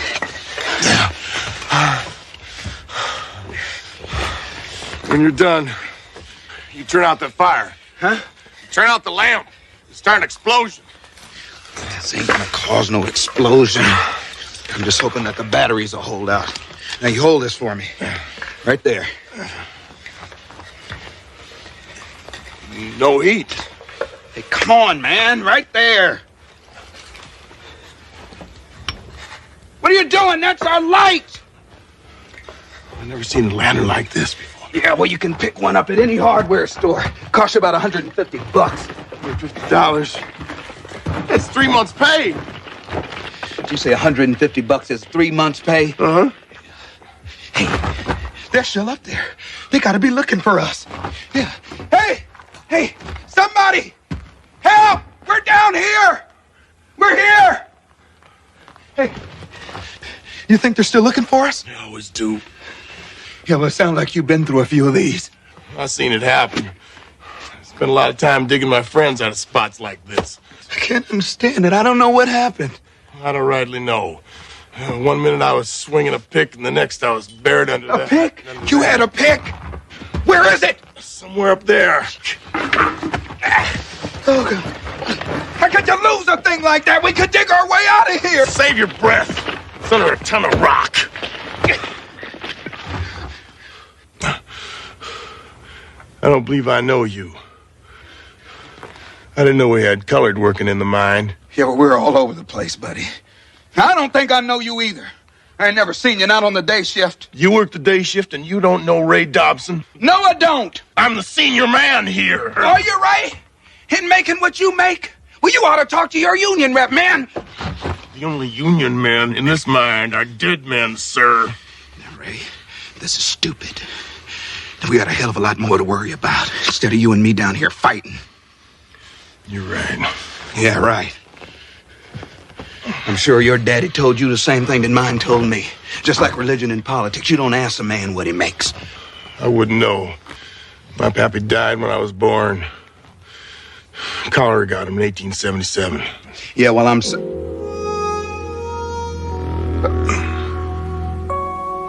Did you say 1877? I did. Yeah, well, Ray, that makes you about 109 years old, buddy. On my last birthday, I was 35. Now, come on, Ray! I wasn't that good in math, but I do know that if you was born in 1877 and you just turned 35, well, that just brings you up to 1912. That's right. September 16th, 1912. Oh.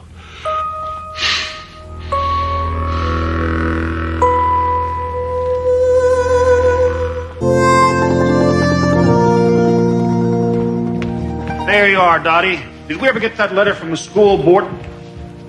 Why are you looking at me like that? Reverend Bailey, it is not my place to tell you exactly how to do your job. Oh, come on, Dottie. Why should you be any different? I thought you were going to deliver this letter to Melissa Parker yesterday. Well, I was going to do just that, Dottie, when Mrs. Ritter's husband called about her stroke. I had to spend the rest of the day at the hospital with the poor woman. Oh, I understand. I understand. Dottie, this thing's been sitting here how long? 60-some years? Since 1912. And for all we know, it's just some kind of prank. I mean, no one's ever steamed it open to see what was inside it. I don't believe anyone's ever bothered to tell Melissa Parker it exists. So it's a day late. Reverend Bailey, this letter was entrusted to the church because the instructions would be followed. And besides, until their wedding several years ago, there was no Melissa Parker. I'm duly chastened, Mrs. Clark.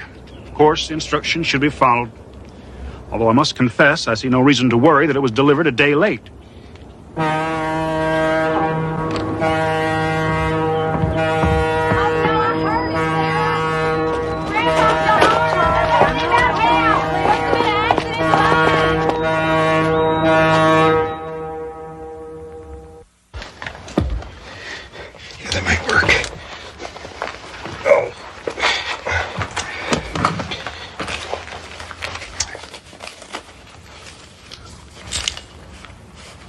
Devil? Come on. You're the one that was worried about flames. Now, you just leave that alone.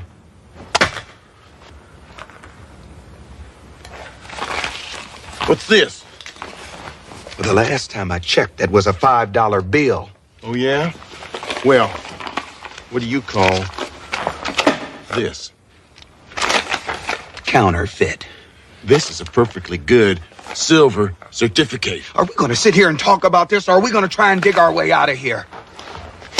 You can dig till doomsday if you want, and you still won't get 5 feet from where you're standing. Besides, you're using air. Why don't you sit down and rest, save your strength? Somebody's coming. Trust in the Lord. The Lord helps those who helps themselves. I don't like this. Maybe I ought to be dead.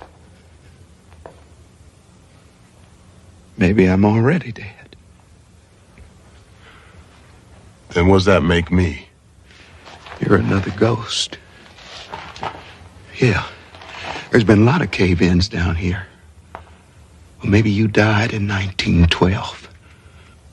Well, maybe you're the devil himself.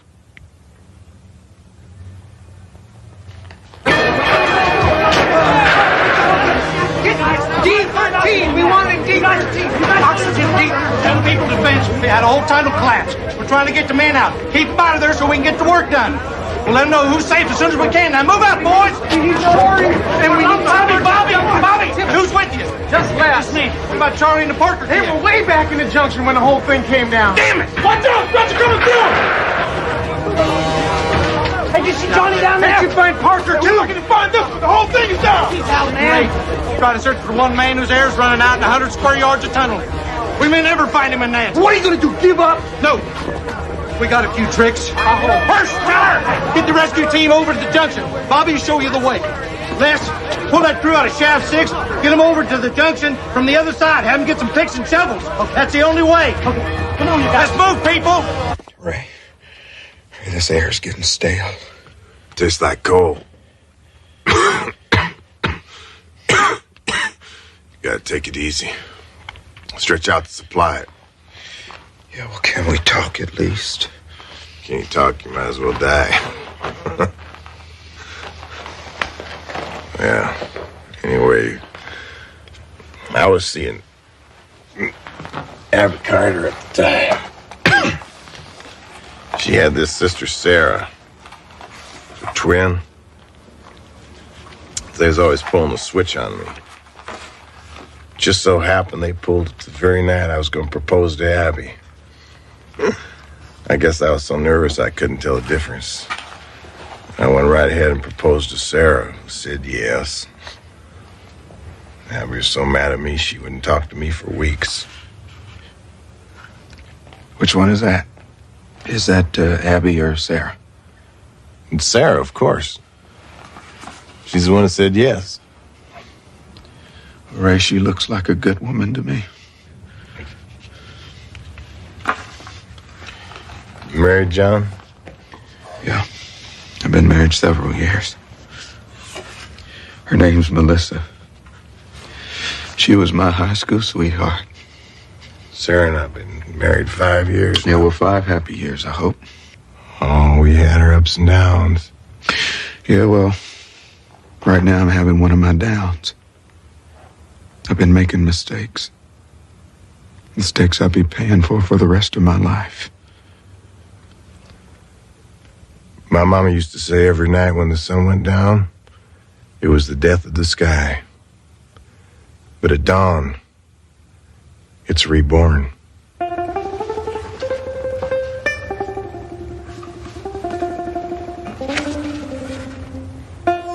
She's beautiful. Thank you. There's color in this picture.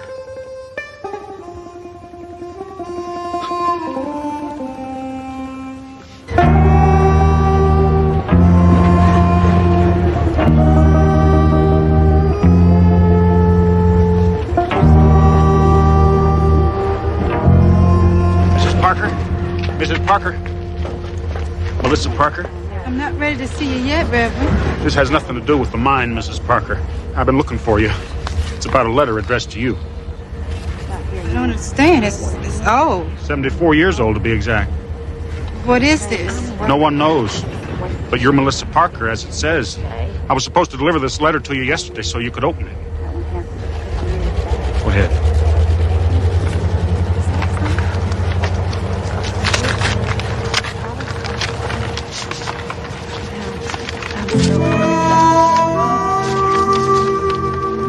Dear Mrs. Parker, this will strike you as madness, but there's no other way to put it.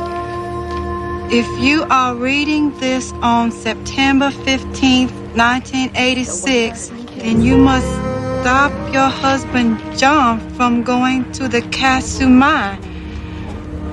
On September 16th, he will be trapped in a cave-in.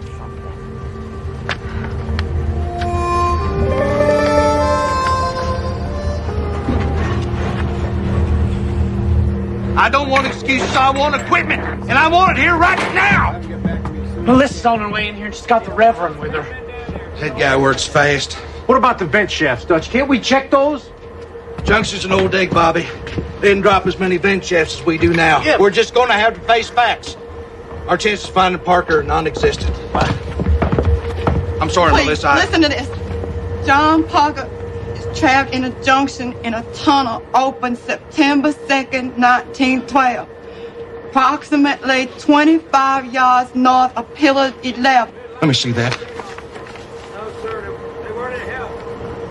Where did this thing come from? It's been in a safe at my church for some 70 years. Reverend Watts showed it to me when I took over. Good God, Reverend, I can't pull my crews out of Shaft 12 right now.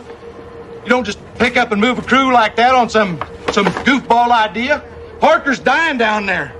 Do it. Do what the letter says. Melissa, I'm Look, you're the one that sent him down there.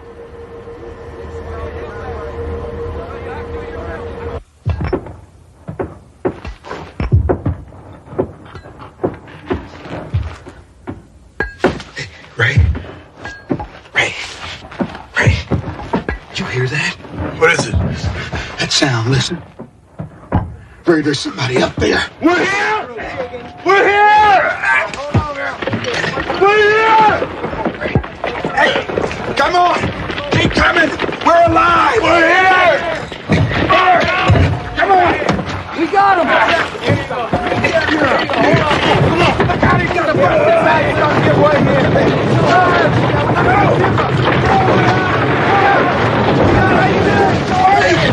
I'm down here!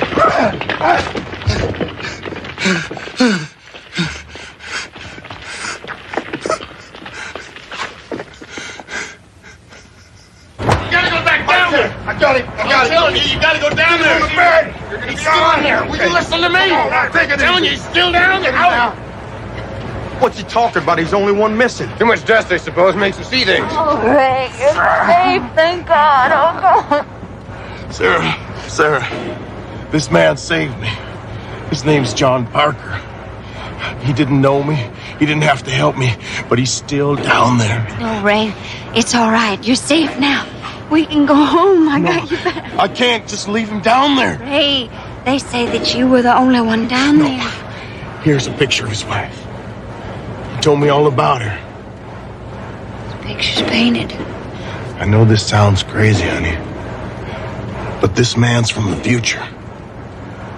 And somewhere, somehow, she's worrying about him just like you worried about me. I gotta help him, honey, even though it may mean interfering with the Lord's plan. Ray, No. Will you give me a pencil and a piece of paper?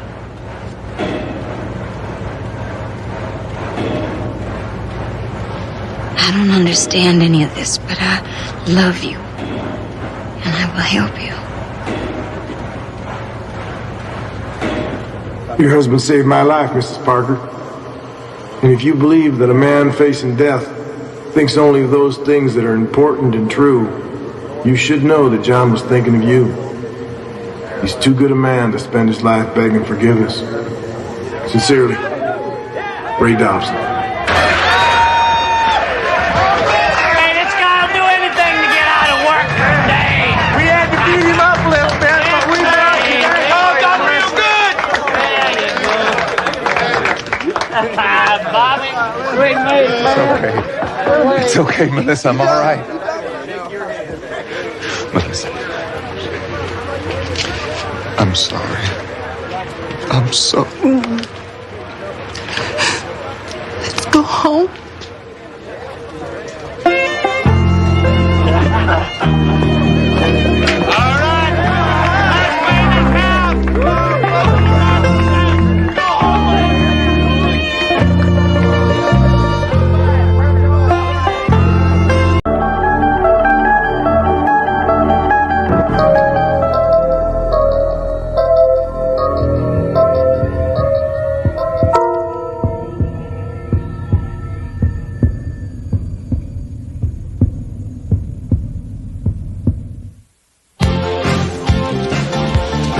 on, Dina, you don't gotta go home right now, you know?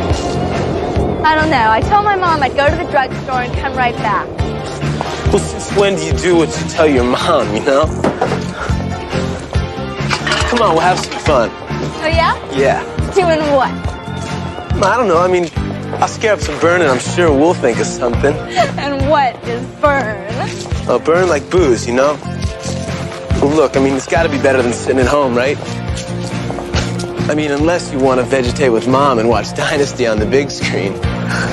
Come on. All right. Let's go. All right.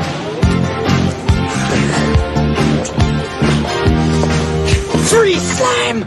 Real fast. I want you to take all your money out of your pockets and put it on the ground. Then, I want you to take your underwear off and put it on your head.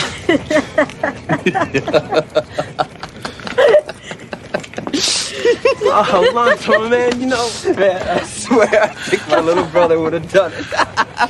No, I don't think I want to see his underwear right at this moment. Oh, look at this. It ain't even a gun. No, man, it's a starter's pistol. It's pretty mean, though, don't it? Come on. Come on.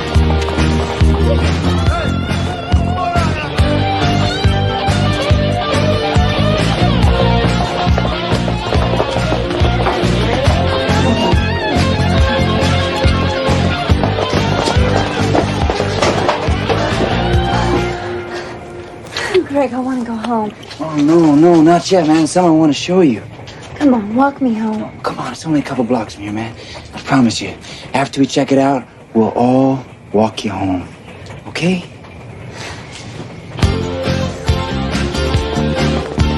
Wait, old man Taylor's place? Not anymore, man. He died. I saw him carting out this afternoon. Come on. He died?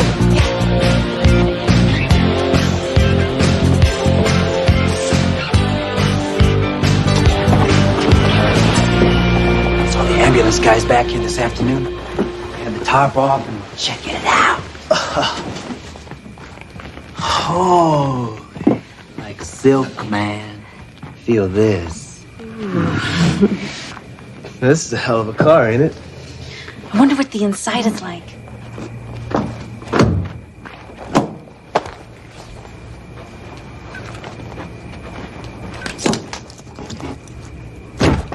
All right.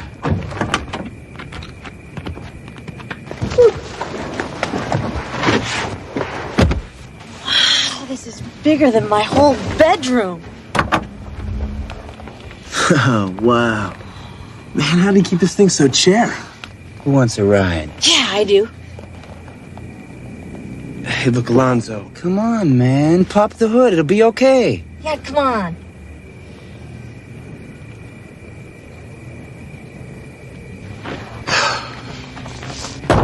Gregory, come on. Gregory, come on. This is crazy. Okay, battery.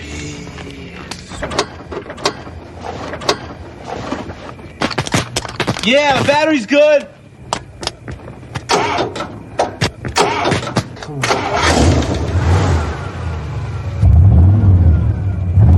All right.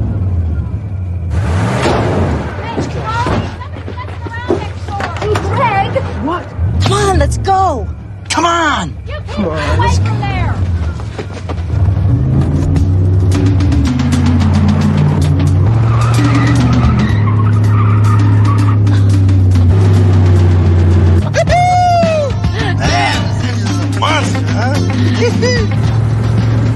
Lonzo!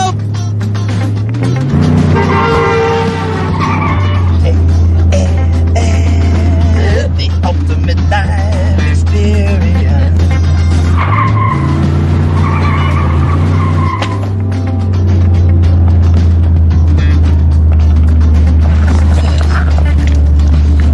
Check it out. Oh, Charlie Taylor must have been some crazy guy, huh? Woo! What street is this? I don't recognize it. It's me. Deaver, that was Penfield. Don't look like Deaver. Look at the houses. Wow, look at the cars. I want a cigarette. Pack in the glove box.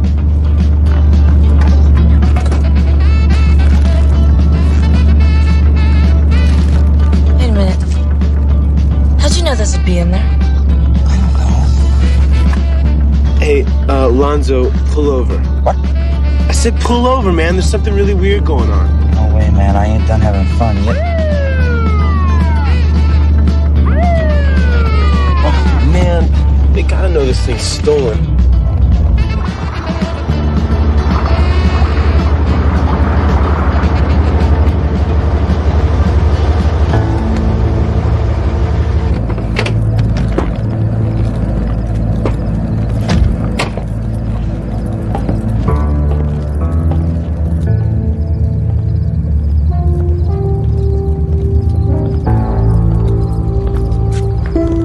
I see your license and registration.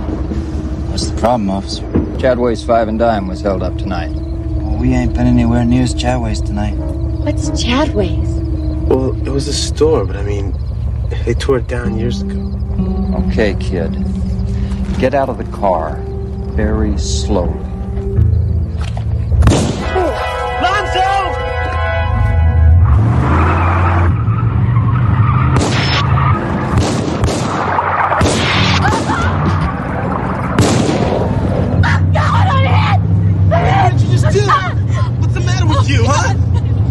I gotta get away. You shot a cop, you idiots! Had to. No, you didn't! I'm bleeding so bad, I'm gonna die. We gotta do something. Man, Alonzo, turn around. We gotta get her to a hospital. Crazy, I ain't going back. We gotta do something. She's bleeding really bad. She's gonna die if we don't stop. Lonzo, it hurts. Oh, jeez.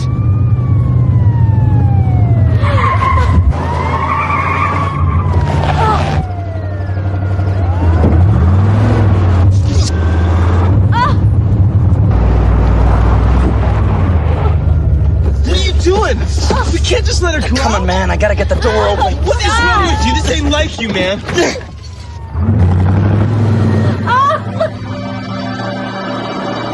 She's not there, man. Where did she go?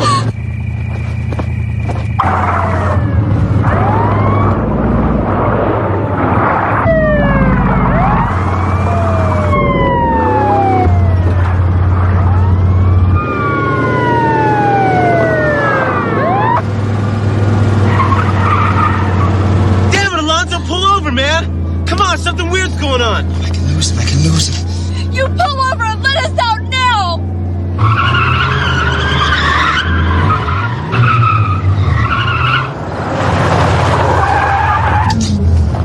Why don't you get out? Come on. Hey, why don't you give it up, huh? Oh, man, I can make it out of this. Hey, we don't know what this is. Greg, come on. Get out!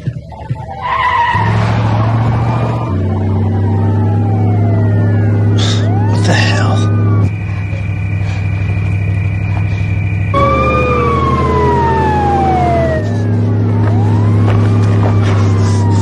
Lance, please, man, come on, give it up, huh?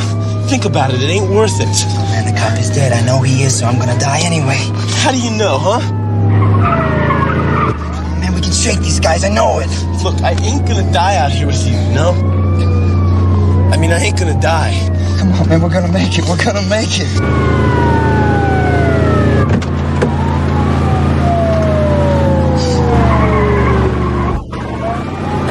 All right, that means there's one more kid in there. Everybody. Yeah, to the doors. Bring me a pry bar, will you, John? You okay? I'll go around the other side. All right. Adrian called her when she heard what was happening. You okay? Hey, that's my brother in there. What's going on? Beats me, but that car is something of a legend. It was used in a robbery 30 years ago. Cop was killed. I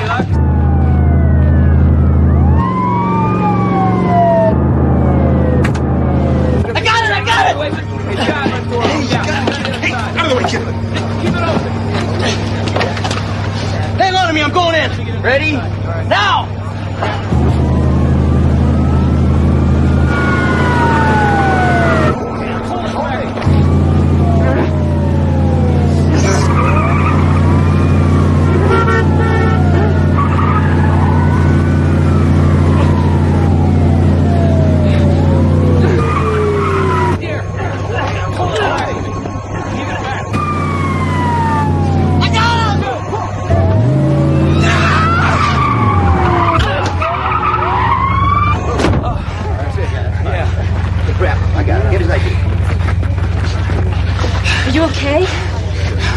It's over.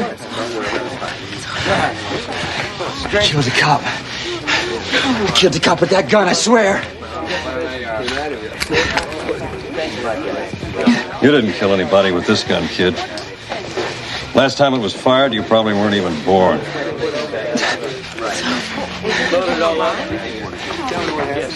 What happened?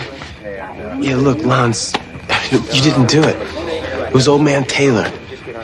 I mean, after all these years, he was trying to confess. And I guess this was his way.